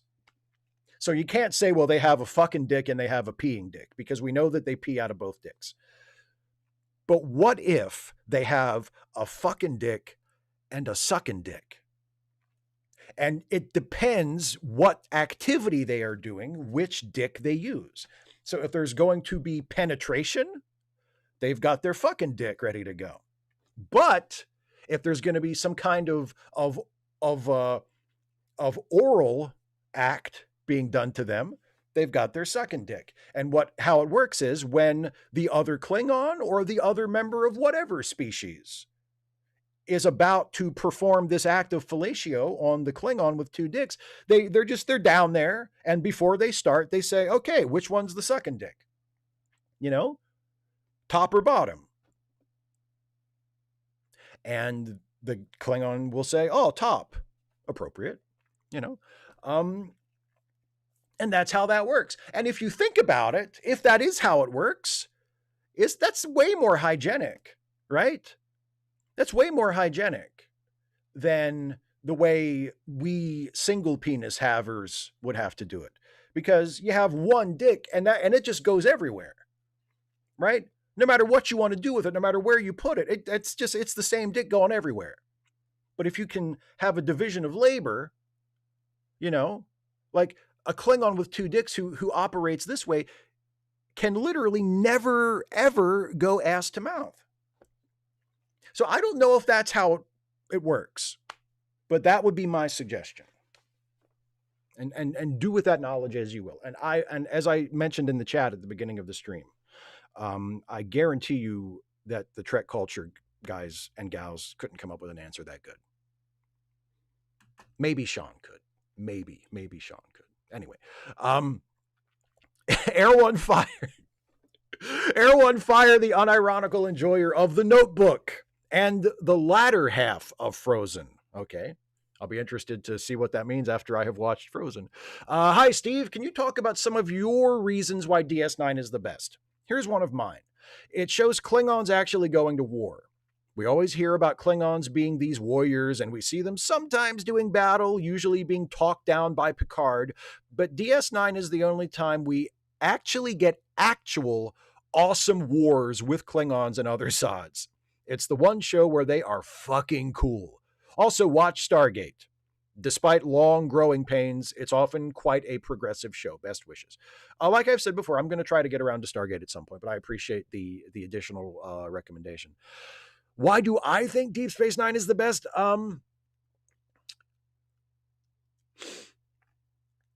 Because it not only does it have great characters, but it has great characters that evolve over the series and evolve in really interesting and often really surprising ways. Like, and I've said this before, I mean, there are great characters on TNG, you know, but the great characters on TNG mostly stay the same through the course of the series. Like Captain Picard isn't that different at the end than he is in the beginning. Riker's not that different. Worf, I mean, Worf changes a little bit and has some experiences, you know, that you would think would be, you know, changing, but he's not, like, none of them are that different at the end. And there's no equivalent on TNG of like of a character like Rom or Nog or Damar or Garrick, a character that isn't even a regular, is only in a fraction of the episodes, but evolves and develops so compellingly over the course of the entire series. Like, you really don't see Nog coming as a great character until all of a sudden you're like, holy shit, Nog is fucking great. You know, you don't see Rom becoming such an interesting character until it happens. And then you're like, my God, I am into Rom's story. What the fuck? How did they make Rom into such an interesting character? And Deep Space Nine does that over and over and over again with recurring characters, with regular characters. And it does it better, not just better than TNG, but better than any other Star Trek show before or since. It's just a really fantastically written show, particularly in terms of its characterization. And there are lots of other things I love about it. But if I had to pick one thing that for me set it above the rest of the Star Treks, the rest of the shows in the Star Trek franchise, it would be that. It would be how really, really, really good it is at that kind of long-term characterization. Russell, hey Steve, I watched your latest video, New Star Trek, Same Old Complaints, and you made a comment about those who say that isn't Star Trek, basically people unwilling to accept change, and that's loosely putting it, and I agree with you there. But then you said there's those who say isn't all Star Trek wonderful. You mentioned they get on your nerves too. My question is why? And yes, you did explain a certain few of them who just view Star Trek as a fun sci fi show. I am talking fans like me, and then we'll go into the second part from Russell, who sees Star Trek for what it is. And Star Trek has always had a political agenda. And in my opinion, they keep improving with which each new series, which tackles topics relatable to both the past and now the present. Anyways, on to question two. Just watched The Nutty Confessor on NYPD Blue, and in this, Andy plays like a nut job in the cell with someone trying to pretend he is crazy. Are there interviews with suspects that Andy did that he didn't act aggressive or use different means to get the suspect? Okay, I have an example of that, but let me talk about the Star Trek one first. I just think, and it's not just with Star Trek, it's with anything, people who are allergic to any kind of criticism to the thing they like just kind of get on my nerves. It's like an aggressive positivity. And like I said in the video that you're referencing, it's just a different form of uncritical thinking. You know, like there are people that are just, and it's because like, I mean, big picture, I'm with you. Like I like Star Trek in general, you know, I don't like every Star Trek episode, certainly. I don't like every Star Trek series, but in general, on the whole, I like the overall franchise of Star Trek. That's why I keep coming back to it. That's why I remain interested in the new stuff when new stuff comes out. But there are some people who feel like if you don't champion and celebrate everything, all of it, then somehow like you're either you're not being fair to Star Trek or you're somehow like you're cheating yourself out of something. You know, like you owe it to yourself to just turn off your brain and automatically like every single thing. And I don't, that's not my point of view. That's not how I approach things. That's not how I engage with art. That's not how I engage with anything in the world. I just don't get that. That doesn't make sense to me. You know, being critical of things does not mean being negative about everything. It means thinking about things and having opinions and having taste and preferences and thinking about those preferences and being able to articulate why you have those preferences and what you like and don't like. And that to me, that does not diminish my enjoyment of art at all. That amplifies it. And I know everybody doesn't feel that way and they're entitled to feel the way they feel, but people who are just aggressively positive about everything, I don't get that. I don't get that. And like I said in the video, it's not as bad as the people who are aggressively negative about everything, but it's on the same spectrum to me. As for the NYPD Blue question, I remember the episode you're talking about, and the only other example I can think of off the top of my head of something like that is the episode where Andy pretends to be a lawyer. I can't remember the episode title. I can't really remember anything specific about the story, but I remember that there was some kind of situation where either a suspect had lawyered up or they were afraid that a suspect was going to lawyer up and they wanted to prevent that because they thought that this was the perpetrator. And Andy went into the interview room and passed himself off as an attorney. And he never actually said he was a lawyer. They thought, well, if anybody talks about this, we'll get away with it. Because Andy, he'll never actually say he's a lawyer. He will allow the suspect to kind of come to that conclusion on his own and then talk to him as though he is a lawyer. And I think maybe like they had someone in the observation room watching. I can't remember the specifics of it, but I know that there was an episode where Andy pretended to be a lawyer to try and get somewhere with a suspect. So that's another scenario where he wasn't trying to lean on the guy to get a confession. They were trying to do something more creative. John Burns again, got a cold, heading out for sinus meds. Hope I'll get back for your live stream. What's your favorite snack and beverage combo?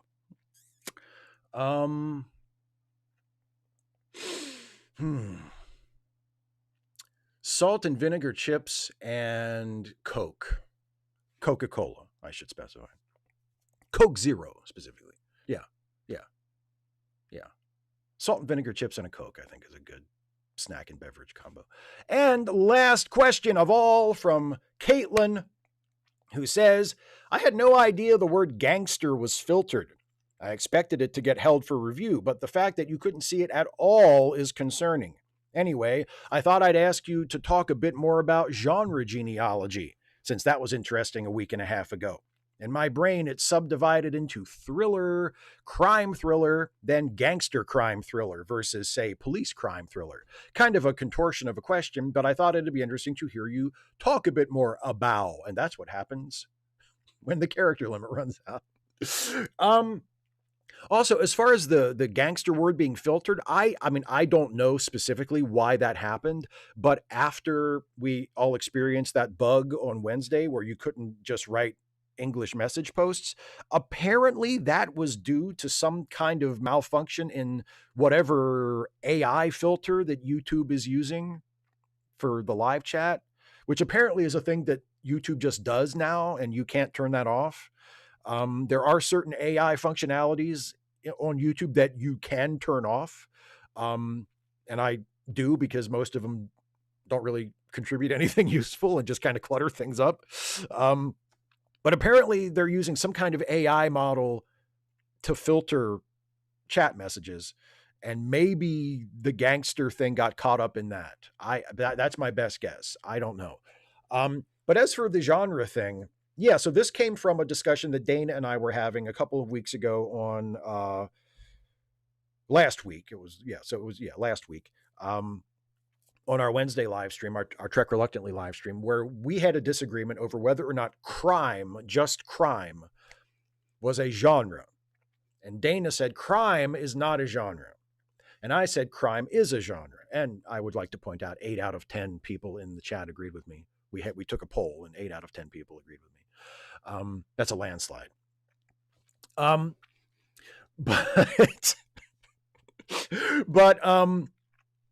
So yeah, in my mind, it's kind of the same as you're describing it, Caitlin, where crime is sort of like the umbrella category. Crime is like the super genre. And then underneath crime are a bunch of more specific categories. So you would have like, police drama or gangster movie or murder mystery or whatever, like the examples you put in. Yes, and they would even be subdivided further, like thriller. Then there's different kinds of thrillers. There's a crime thriller and a gangster thriller, and et cetera, et cetera. That's kind of how it works for me too, where it's like a philology. There's a master category, and then there are subcategories and subcategories of subcategories underneath. Yeah, like the Dewey Decimal System. That's kind of how I look at it.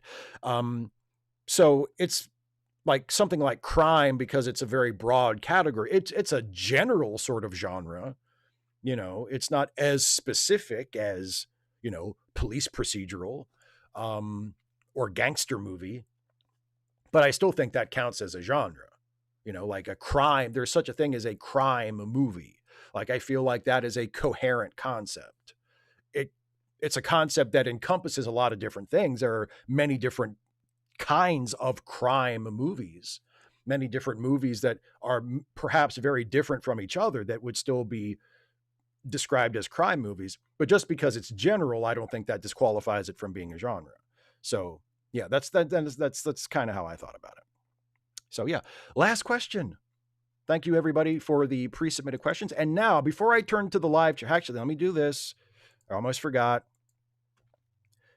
I use the encoder I use, as I have mentioned a few times before, is XSplit.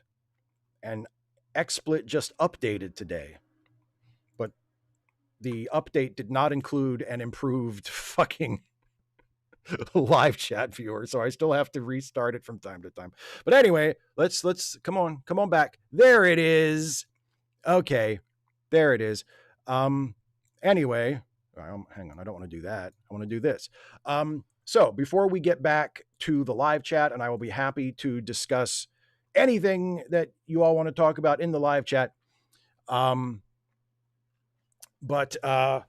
before that, it's time for a Stuffy short. It's time for a brand new Stuffy and Friends short.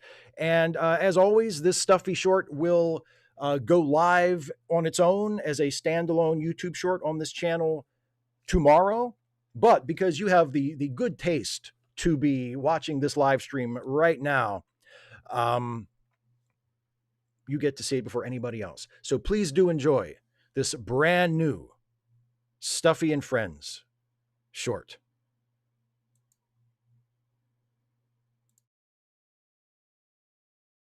I don't know about this. It seems mean. Pull the stick out. It'll be a laugh. Oh, what the hell?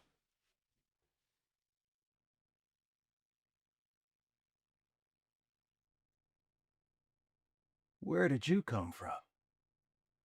And to what exotic new world do you lead? What a dope. I don't like this. Steve. Christ. Fun's over. Stuffy, Jack, don't come any closer. I have no idea where it came from, but unless I've missed my guess, this is a traversable Schwarzschild wormhole being propped open by some kind of exotic matter. It most likely leads to a parallel universe, but there's no telling how stable it is. It could collapse at any moment. Steve, it's not a real hole. One way to find out.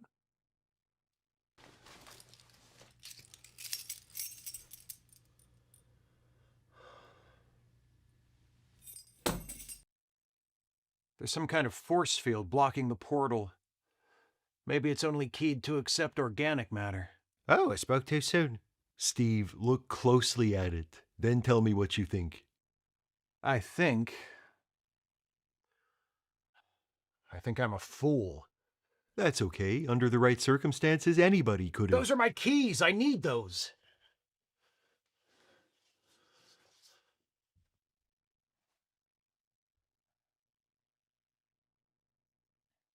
This feels cruel. I'm going to put that rug away. Oi, if we do the work for him, how's he ever going to learn?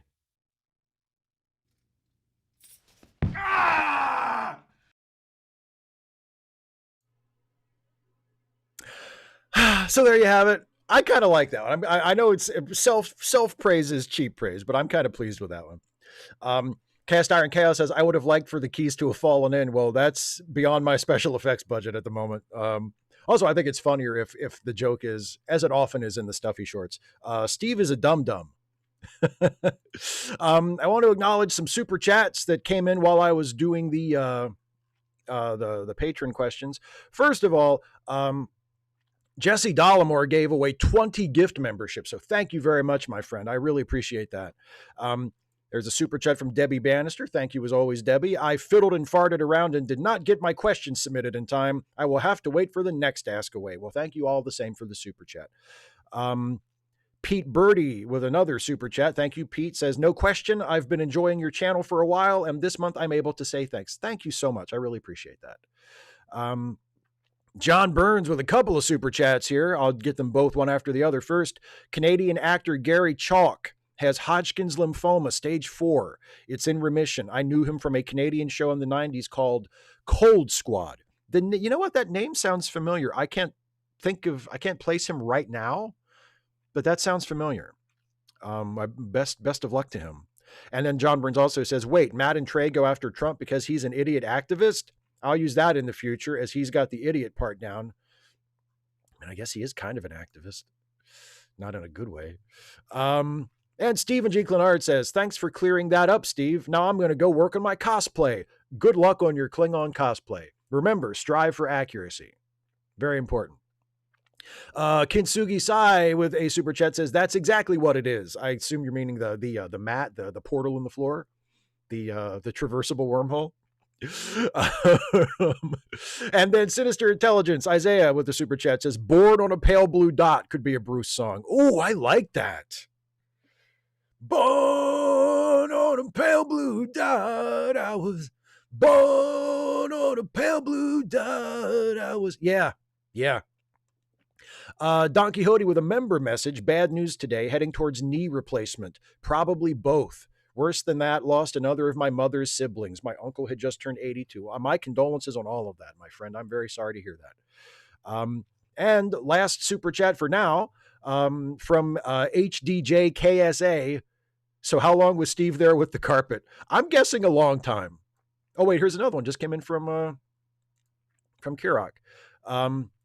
I do remember the episode he borrows PAA John's suitcase, and there's a comedic moment, and he pretends to be a DA later. The real yes, yes, he borrowed John's jacket, right? Yeah, I remember. Kitsugi with another super chat. Dormouse from the Tea Party scene in an awful children's movie. Also, yes, the mat is real. Steve is a dum-dum. You can't really go wrong with those stories in a Stuffy short. Oh, hi, Not the Bees. I'm glad you liked it. Let's see. I'm glad everybody liked the Stuffy short. I like that one too. I've had that one cooking for a while. I got that. I had the idea because people mentioned like, oh, Steve is a cat. There's like those videos of like, although I think it would be more appropriate. Aren't in the videos I've seen, isn't it like the dog is kind of freaked out by it, but the cat just sort of walks across it like no big deal. But yeah, so I saw those and I thought, oh, that might be a Stuffy video. And so I wrote it. And then I thought, yeah, this is good enough. I'll buy one of those mats. So that one's kind of been in the works for a while. And I'm really happy with how it turned out. And I'm glad you liked it too. And Caitlin says, fun fact, it's pronounced Schwarzschild. Okay, that makes more sense. And it also makes sense that my character in the Stuffy and Friends videos wouldn't know that. Darth Eddie says, hey, Steve, I'm a Virginian and I was wondering what you thought of our governor's rebuttal to Trump's State of the Union. Strong, not strong enough? I didn't watch it. So I cannot judge what I did not see. 255 AD says, those third-party advocates don't really believe the parties are the same. They just know saying people need to suffer GOP rule for my political project sounds heartless. Agree? Yeah, maybe in some cases. I don't think that's completely out of line to think. Yeah. And here's the second half of Kirok's question. And the real DA says, I don't know what Sylvia sees in you, realizing he technically didn't break any laws. Love that episode. Yeah, that was the one I was thinking of.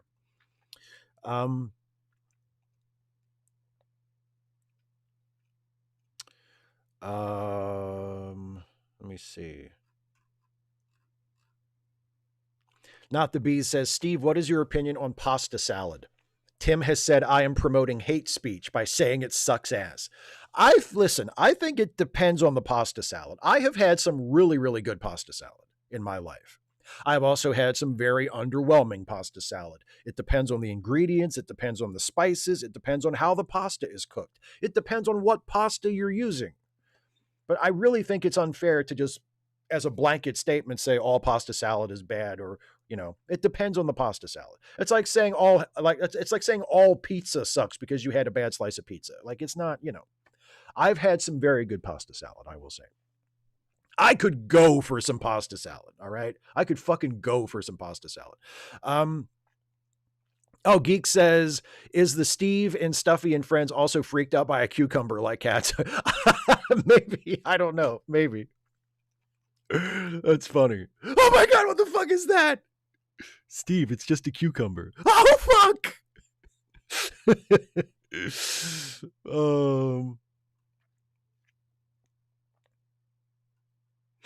Darth Eddie says, been listening to more late seating episodes, and now Jason's vampire accent from the Plan 9 episode is stuck in my head. Well, get used to that, buddy. We get some mileage out of that vampire voice. Trust me. Vampire voice.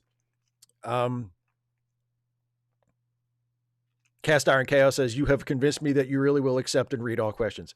Well, sure. If it's from a paying patron or member, yeah, that's the whole deal. I mean, unless like if somebody ever sent in like like this question that was like really offensive and fucked up and was, like racist or homophobic or something, like I would not read that just on sort of on principle. But it's as long as it's something that isn't objectionable in that way, yeah, I would.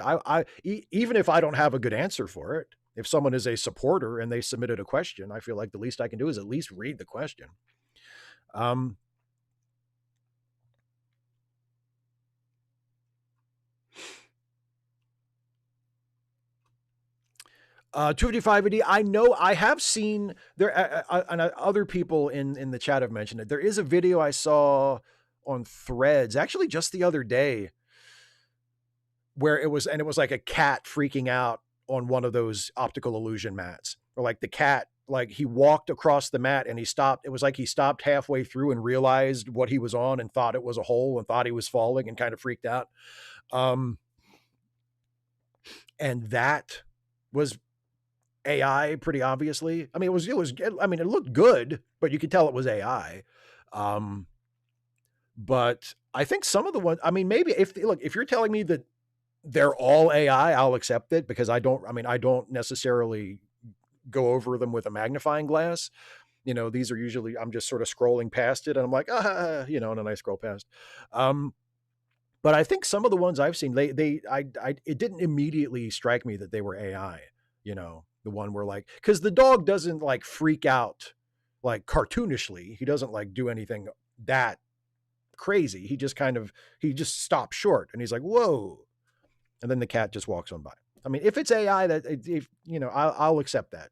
I'm not attached to the idea that it's real, but it didn't immediately strike me like, oh, that's probably AI,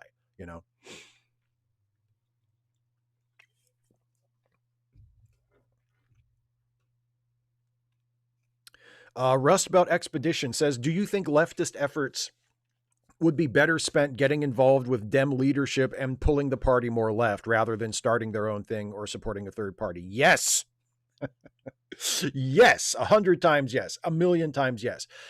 That is, if you are a leftist and you want to get involved in electoral politics, as I'm sure our friend Some Random Geek will be eager to point out, there are lots of other ways to get involved in politics besides getting involved in electoral politics.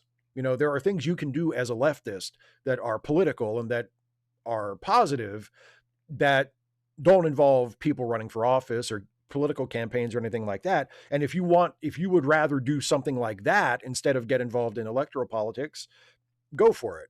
We need to do more than just elect better people to start fixing some of our problems.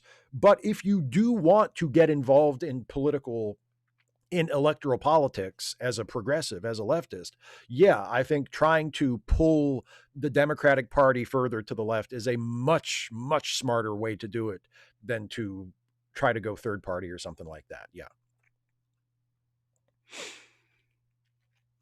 Oh, Duralta Trekkie, do you have a favorite Cary Grant film or a favorite Danny Kaye film? Danny Kaye is one of the sort of holes in my film watching. I know I've seen him in a few things, but I don't have a super strong opinion on his work. I need to watch more Danny Kaye movies. But Cary Grant,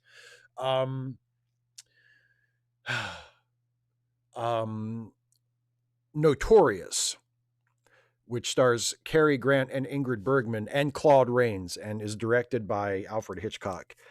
That is not just my favorite Cary Grant movie. That is one of my favorite movies ever. I love Notorious. I love Notorious so much. So that's got to be my favorite Cary Grant movies, and it's one of my favorite anything movies. I also really I think Cary Grant is great in Arsenic and Old Lace. I think Cary Grant is great in a lot of stuff, but if I have to pick a favorite Cary Grant movie, it's going to be Notorious.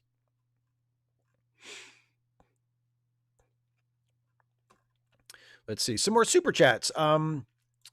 Here's one from Kirak. Steve, my favorite non-aggression episode of Andy is where he is interviewing a homeless man who sexually assaults a child and murdered him 2 blocks away from his home. Is that No, that's not Lost Israel, because the homeless guy in that doesn't turn out to be guilty, right? I can't remember. Anyway, and Brian Baker with a super chat. Thank you as well, my friend. Says, exception to the marriage rule, balance of terror. You know what? Yeah, good catch.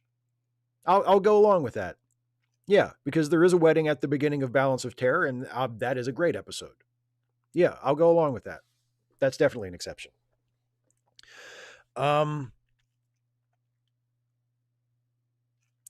Isaiah says, I know you don't like world building, but in this universe, speaking about his Chapel Roan space shuttle fanfic, Roan gets her love of flying in space from a crop dusting father, and rural Missouri Knights gets a PhD in astronomy.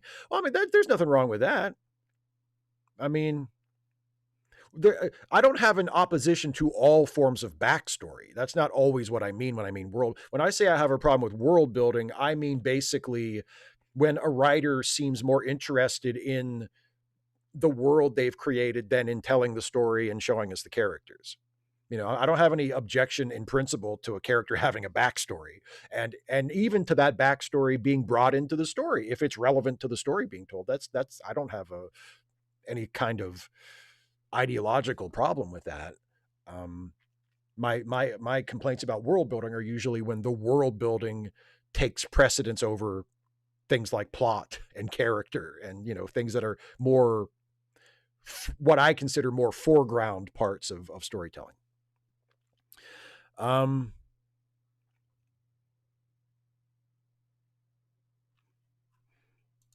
here's another super chat from Kirak. Thank you very much, my friend. Steve, I screwed that question up you had on your poll. Are the odd number Trek movies bad? I don't see that on your voting ordeal. Is that foregone conclusion? You had on your poll. I'm not sure what you're trying to say. Are the odd number? I don't see that on your voting order.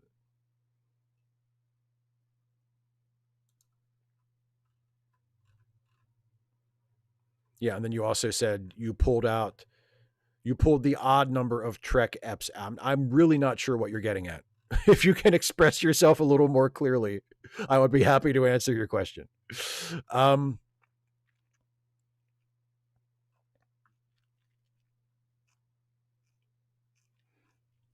Capitalism is collapsing says, what is your least favorite Carrot Grant movie?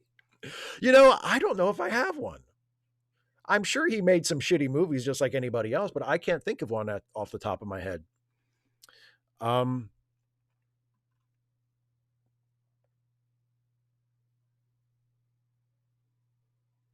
Oh, Der Alte Tricky, this is an interesting observation.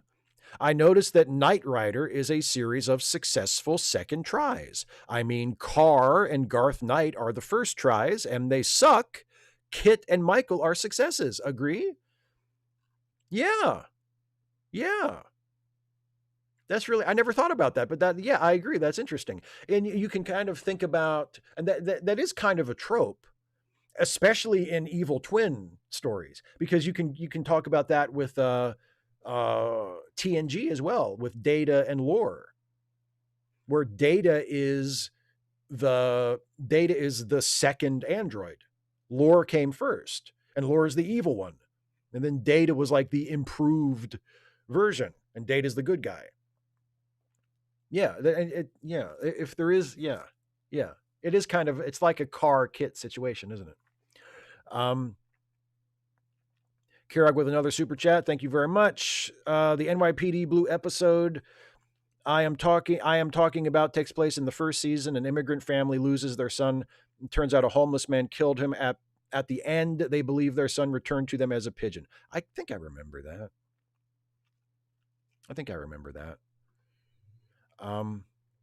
Oh, DK Silo says, not a question, but I wanted to say thanks for being awesome. Oh, thank you very much. It's very nice of you. Oh, okay, not the bees. Here's another one. This actually, I feel like I had this somewhat of a similar argument several years ago when I had Katie Montgomery on as a guest about mayonnaise. We talked a lot about mayonnaise. Not the bee says, okay, need another debate settled. Is a plain mayonnaise sandwich nasty? Yes or no? I don't think I would say it's nasty, but I would not want to have just a plain mayonnaise sandwich. No, I need something else on it. I wouldn't want to just have 2 pieces of bread with some mayonnaise in the middle. I don't think it's gross or anything. Like, I don't have a problem with mayonnaise, but it just seems a little insubstantial. So I would not say it's nasty. I would just say it is insufficient. I would want more. So we're Caitlin says, so we're all agreed Carr is lore. Yes, Carr is lore. That is inarguable. That is inarguable. Zulu Romeo, I like that. Data and lore need another brother called Canon. That's what B4's name should have been. Instead of B4 or B9, what they were going to call him in the original script, I think he was called B9. But then I think somebody probably pointed out that B9 was the name of wasn't B9 the name of the robot in Lost in Space? Anyway, yeah, he should have been canon. He should have been B4. He should have been canon.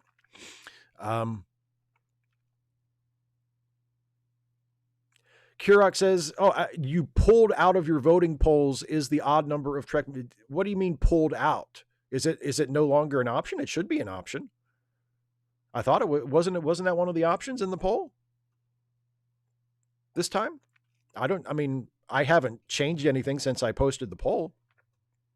Oh, Geek says favorite Robert Duvall movie. Oh man, that's tough. Yeah, THX 1138. He's great in that. I mean,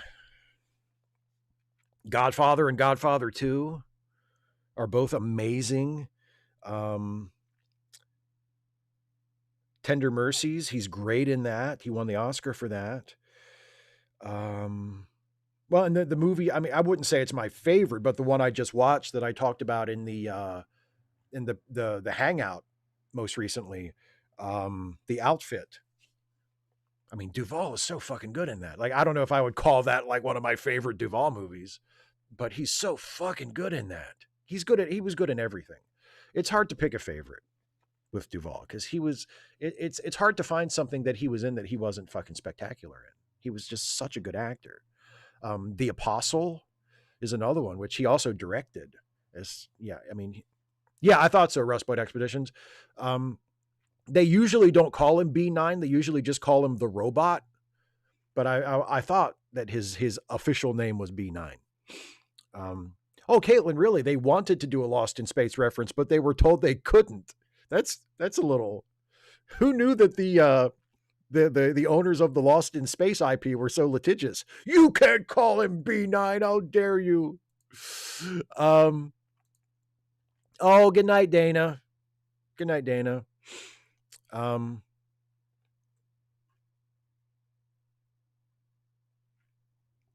Kirog also says with a super chat, thank you very much. The NYPD Blue app I'm talking about is also based off a true story written by Bill Clark, who was a writer for NYPD Blue and was also an actual New York City policeman and was also the technical advisor for the show. Also, people don't forget the 6th day for Duvall. Yeah, there you go.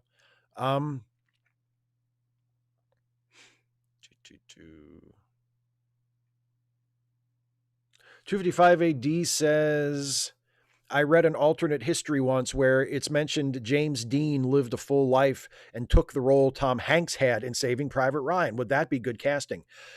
I mean, you have to use a lot of imagination because we got to see James Dean as a young man, and that's it. I can imagine James Dean aging into a really impressive older actor. I do think James Dean was older than Tom Hanks. Like, James Dean was active in the 50s. So if James Dean had played the Tom Hanks role in Saving Private Ryan, and Saving Private Ryan had been made at the same time as it was actually made in real history, then that character would be a lot older. But I mean, James Dean was great. So it's hard for me to say like he wouldn't have been good for it. if I can try to kind of imagine what an older James Dean would have been like as an actor and what kinds of characters he would have been good for, I can't say that he would have been bad, but there's no way to tell. You know, it's even more hypothetical than most hypotheticals because we don't even have. It's not like you're taking like another actor, you know, who got to that age and you could say, can you imagine him in that part? Because James Dean didn't make it. You know, we only have a very few performances of his from when he was very young. But if he had lived, I have no doubt he would have been a great star for many years and would have continued to mature into a fucking amazing actor because he was already a great actor.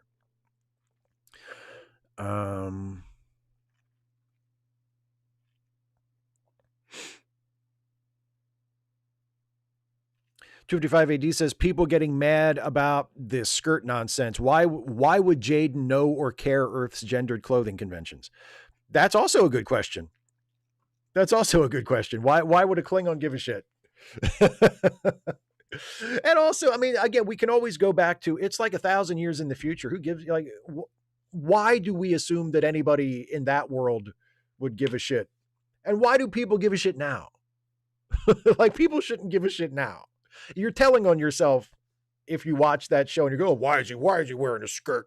Like you're telling on yourself. You know? Some random geek says, can you imagine Kevin Sorbo teaching an improv class? No, I really can't.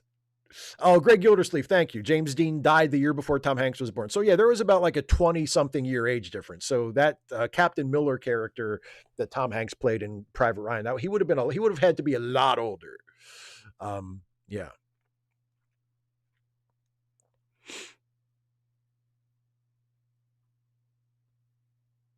James Dean in Mazes and Monsters instead of Tom Hanks. Yeah, well, it would have been like, what, a 40-something James Dean playing the Tom Hanks role in Mazes and Monsters where he's supposed to be a kid, but he's clearly like probably middle-aged by that point. That's true, Simon Moody. The actors in Private Ryan the actors in most World War II movies are older than they would have been in reality. The actors in most war movies, period, are older than their characters would have been in real life because I think we because movies are usually cast that way. We especially people like me who did not actually serve in the military and have never been in a war experience, we really forget how young soldiers are. You know, most of like the combat soldiers in World War II, we're talking like 18, 19, 20-year-old guys. You know, they were not grizzled 30 and 40-year-old men, most of them. Some were, some of the, the more experienced enlisted men and officers were, of course, but the actual soldiers that were doing most of the fighting they were young. They were right out of high school, and we forget that. And part of the reason we forget it is because that's not how it is in movies, because it's the people are always in their 20s and 30s, at least when they're when they're fighting wars in movies. Oh, geek, does Sorbo teach an improv class? That's wow. Okay.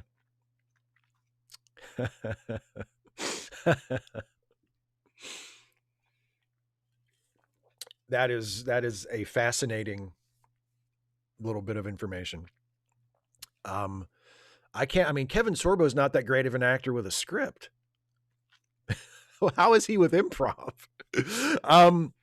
Blade Winter says, do you have a short explanation for someone unapologetic in not voting because they thought both choices are bad? One of those choices is going to win, no matter what you do. You choosing not to vote is you choosing your own comfort and your own conscience over having some effect on the result. Because whether you think both candidates are shit or not, one of them is definitely going to win. And you can either sit it out and take no part in it, or you can do this much to help the less shitty candidate win. And that makes a difference. Please don't ever allow yourself to become so cynical that you start to believe that it literally never matters who wins, because it always matters who wins. Even if the candidate who wins is just 5% better than the other candidate, that's still better than the other candidate. You know, like it sucks that we're in the situation where we so often have to choose the lesser of two evils, but the lesser of two evils is always better than the greater of the two evils. So fucking suck it up, be a grown up, hold your nose, and vote for the less shitty candidate, is what I would say. And it is a mark of privilege and in a way of arrogance to say, well, it doesn't make any difference anyway because they both suck. You know, when you're talking about someone who is going to hold an elected office that will have power to literally affect real people's lives, it does make a difference. They're all too Trekkie. I thought the same thing. Whenever I always think about that meme, whenever someone mentions Kevin Sorbo, disappointed. Oh, Cast Iron Chaos, that's cool. I met Robert Duvall for about 3 seconds when I worked at a movie theater in Cambridge, Massachusetts. That's 3 seconds more than I ever met him. That's cool. Oh, 255AD, there you go. In the alternate history, aliens invaded halfway through World War II. So some things were probably thrown off a bit.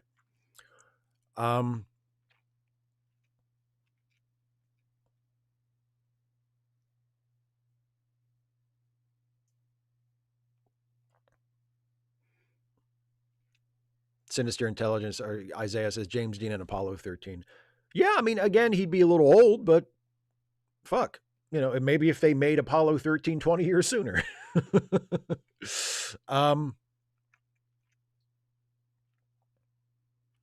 Capitalism is collapsing, says, where has voting for the lesser of two evils got us? That's not the way that you need to be looking at it. Again, that you're basically giving yourself, you've already decided that it won't make a difference because you're looking back at all of the shitty things that have happened to get us up to this point. And you're saying, well, that's, you know, we've gotten this under the current system, so why should we continue to participate? I could just come back at you and say, where has allowing the greater of two evils gotten us? Like, how is that better? I'm not saying that electing the lesser of two evils is the way to make everything better. It would be nice if we got to a point where it wasn't a choice between the lesser of two evils. But if the choice is shitty candidate or less shitty candidate, how does it not make sense to prefer the less shitty candidate? Even if there's still a shitty candidate. And look, reality is what it is. We need to change it, but changing it takes time. You can't just magically wave a wand and say, oh, let's have a better candidate. When you go to vote on election day, the names on the ballot are the names on the ballot. When you get to that point, it's too late to change anything. This time. We can work on changing things next time, and hopefully we will. But when you're staring at your ballot, you need to pick somebody. And to me, if all the choices are bad, you choose the least bad choice. And you can call it harm reduction. You can call it lesser of two evils. You can call it holding your nose, whatever. But to me, that is the adult, responsible thing to do at that point. Doesn't mean we should be happy about it. Doesn't mean we should accept it. We should resign ourselves to, well, it's always going to be this way. It doesn't always have to be this way. It shouldn't always be this way. But in that moment, when you are voting in that election, you need to realize here in the United States, it's going to be a Republican or a Democrat. That's the way it works. Those are the two parties. Those are the only two parties that have a realistic shot of winning most races from the local level on up to the presidency. You don't have to like it. It's not a good thing, but that's the way it is. One of those two candidates is going to win. And you being pious about it and saying, well, I'm just not going to vote. I don't like either choice. I'm just not going to vote. You are helping no one. You are helping no one. And if you're happy with that, okay. You know, I mean, there's nothing I can do to talk you out of it. If you are content with doing absolutely nothing to help anyone, in terms of your vote, obviously you may be helping people in other ways, but in terms of the electoral system, if you're content to just say, no, I shan't be voting, they're not good enough for me, like, okay, fine, whatever. But I think that's a really shitty attitude and a really childish attitude. When the least you can do is cast a vote for someone who might not be the best person you can imagine for the job, may even be really shitty in a lot of ways, but at least they're going to be better than the other person. And that will make things less bad in the future. And if you think that doesn't make a difference, I don't know what to tell you. Stephen G. Clenard says, is not voting for the lesser of two evils accelerationism? I think some people look at it that way. Yeah. I think some people look at it that way. Look, and I mean, I could say, look where that's fucking got us. How many people either voted for Trump or chose not to vote, hoping Trump would win, and they told themselves, well, maybe Trump will win and he'll be so bad he'll just destroy the whole system. Yeah, nice job. We're all enjoying that. So thanks for that, you fucking idiot. Kurok says, did my ears deceive me, or did you say Living Witness was a good episode? A cough cough Voyager episode? No, of course I like lots of Voyager episodes. Yeah, Living Witness is a good episode. So is The Thaw. The Thaw is a great fucking episode. The Thaw, I think, is the best Voyager episode for me personally. So is Death Wish. Fantastic episode. So is Blink of an Eye, the one where they visit the planet, which has the time dilation thing.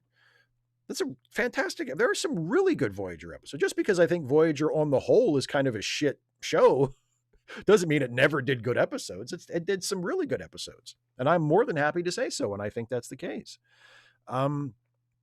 Alternate movie title. This is good. Star Trek. I think this is better than some of the ones in that question, and I like those in that question. Star Trek 4, Citation Needed. That's good. That's good. I like that. I like that.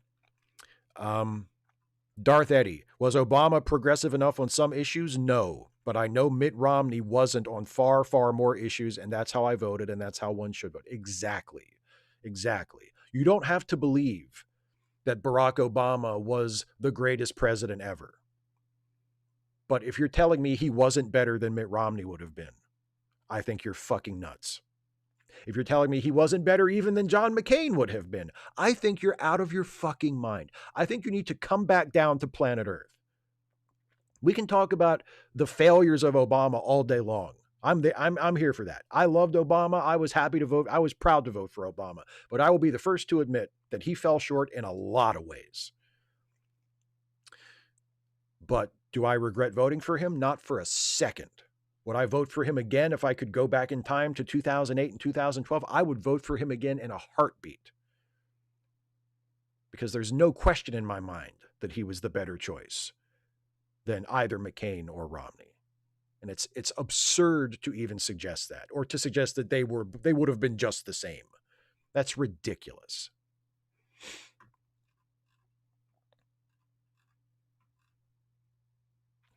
Cast Iron Chaos says, I'm convinced 2028 will be a corrupt criminal coup, and the DNC will let it happen. This hasn't been a democracy since the 2024 election. Well, I mean, I'm still going to vote. I mean, I feel like that's the bottom line. They're not going to stop me from voting. I mean, unless they fucking, stop me from dropping my ballot off at gunpoint. 255 AD says, how annoyed will you be if they do an Academy episode where the Doctor meets the version of himself from that episode? I mean, as I always say, it depends on the episode. It depends on how they pull it off. I personally would not waste an episode on that idea. But if I was running that show, if I was Gaia Violo and I was the creator and, the person in charge of that show, and one of the writers came to me with an idea for that episode, and I thought, holy shit, this is great. Then let's do it. But just that idea of, oh, hey, there was an episode of Voyager where we introduced this copy of the Doctor who's kind of active around the same time. It's like, yeah, but like, you don't have to do that. I feel like there's in the minds of a lot of fans, it's like, well, they have to do it. They have to. No, they don't. They don't have to do a fucking thing. If there's a good story, sure, tell a good story. You know? But no, so, I mean, it would only annoy me if it felt like it was just there to do it. If it felt like they were like, whoa, geez, we could not acknowledge that. Yes, you could. Yes, you could. You could.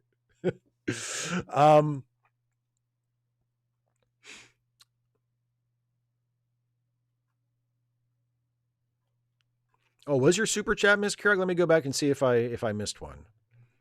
Ah, yes, I did. Sorry about that, buddy. George Carlin once said, if you don't vote when not liking either side, you're not to blame for electing a person you don't want in office.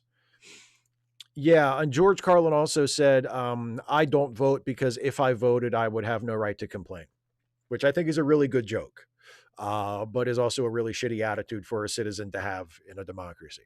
And again, I mean, I love George Carlin. I thought George Carlin was brilliant. That doesn't mean I agree with every single thing George Carlin ever said.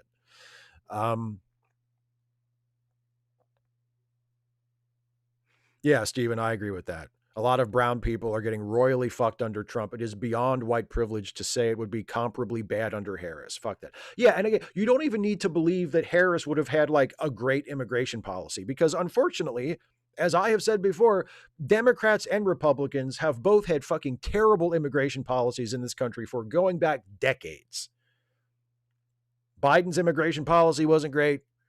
Obama's immigration policy wasn't great. Like, that's not the point. I'm not arguing that like immigration policy was fantastic under Joe Biden. It wasn't.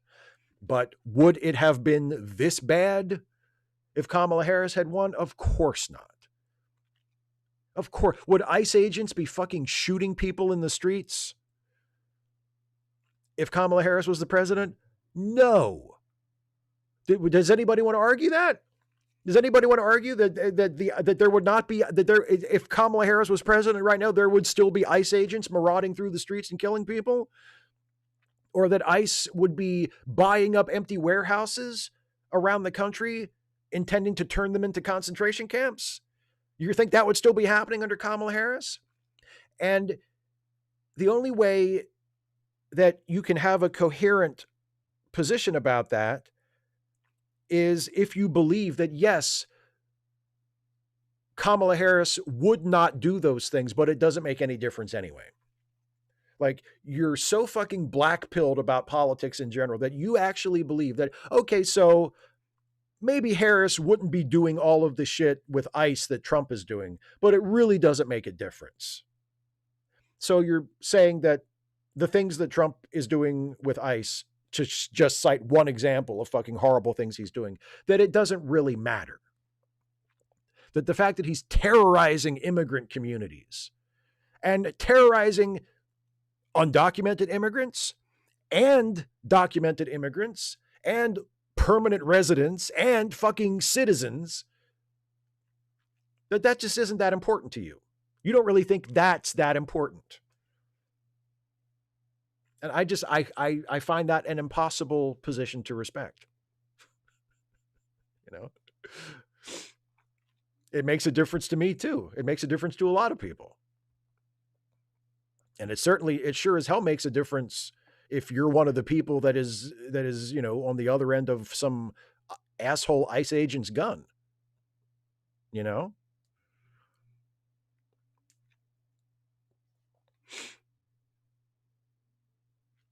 Capitalism is collapsing. Well, maybe it won't stop BlackRock from doing anything they want, but that's not the only fucking thing at issue now, is it?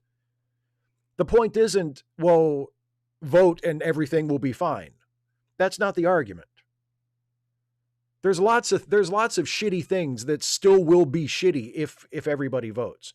But if everybody who could vote did vote, over time things would get a lot better, a lot quicker than they would if a bunch of people just said, "Well, no, I'm out. I'm not participating." That's the point. It's not, well, if you're going to say, "Well, sure, vote, but shitty things will still happen." Well, congratulations. What a keen insight that is. Oh, if I voted, shitty things will still happen, so I might as well just not vote. What the fuck does that? Okay, so if you vote in an election and then everything doesn't get fixed like you wanted, then you think you wasted your time? Like that's how you rent that. That's how you judge it. Well, I voted for Obama, but there were a bunch of things that still sucked. What was the point? What the?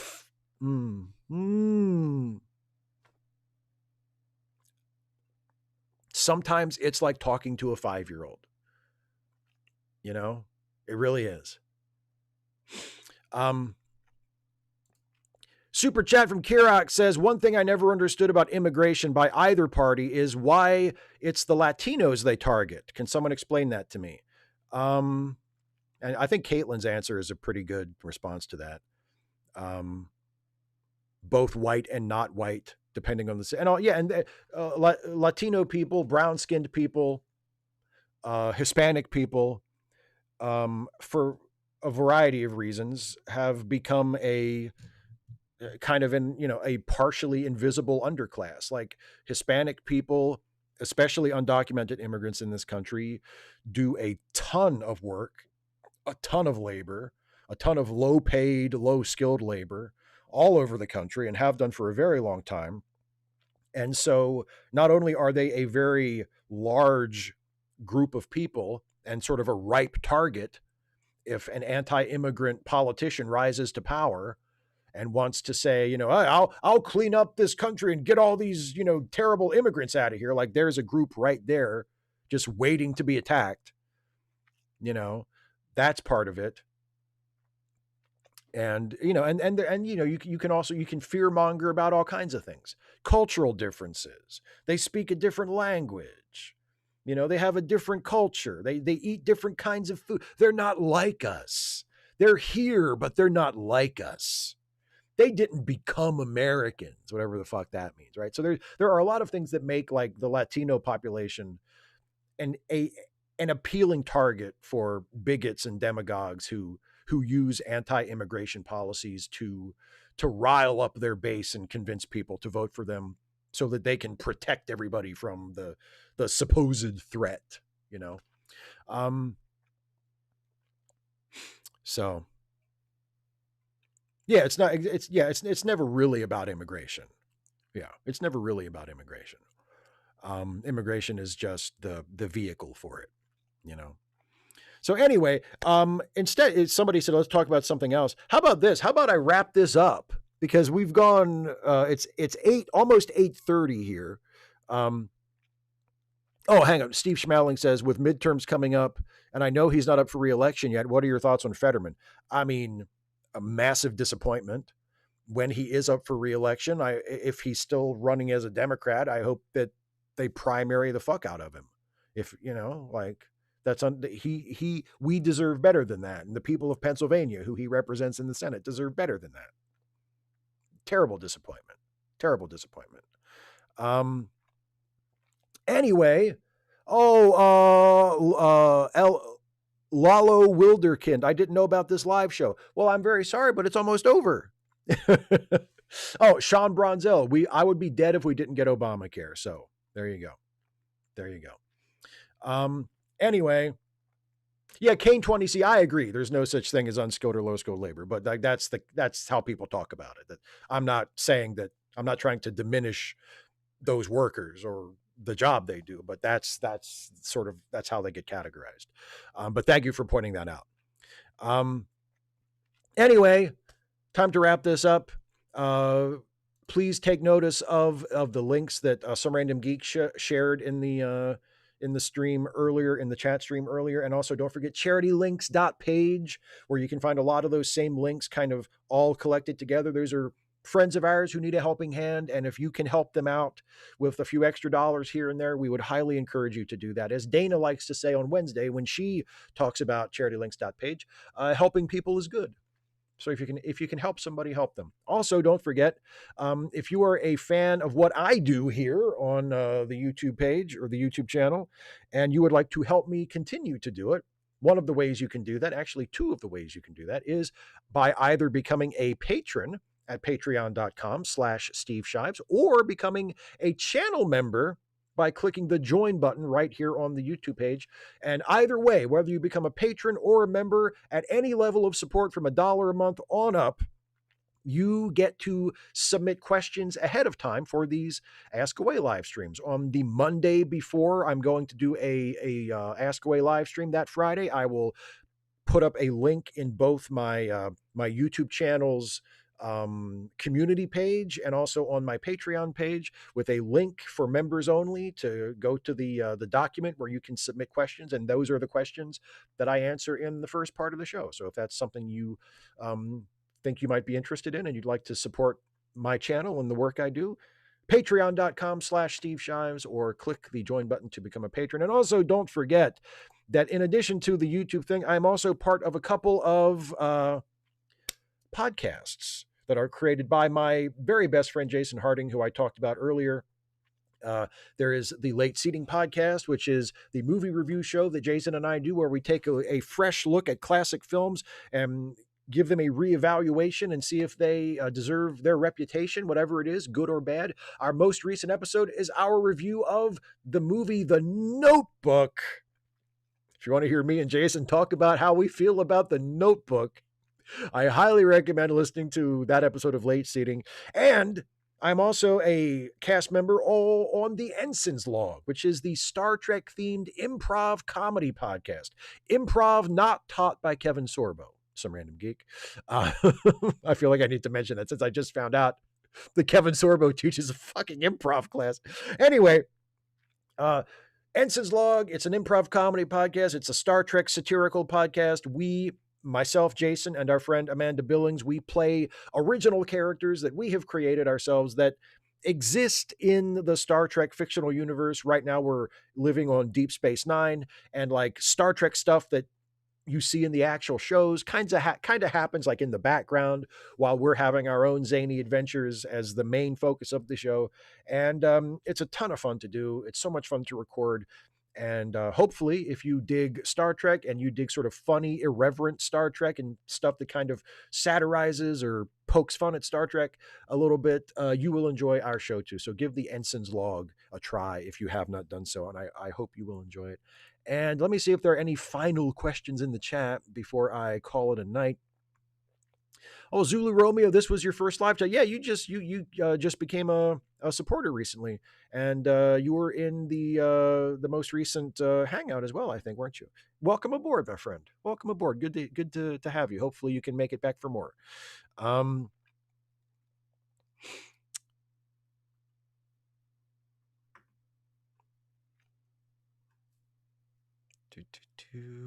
Power Ranger Donnie says, that was fun. Thank you, Steve, and all. Have a great weekend and enjoy the Actor Awards on Netflix. Oh, I didn't know they were having Actor Awards on Netflix. David C. Drake says, free Palestine, fight for true democracy everywhere in all areas of organized life. Hear, hear. Could not agree with that more. And 225 AD says, how do you feel about people who admit the GOP is worse, but think they can remove the Dems as one of the two parties by voting third party? I raised that idea in my question.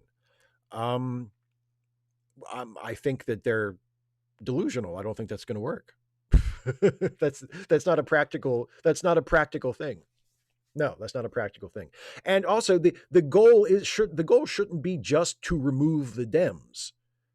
Suppose you remove the Dems, but your third party is such that it doesn't attract a larger voter base than the Democratic Party. It just drives more people to the Republicans and makes the Republican Party even more difficult to defeat.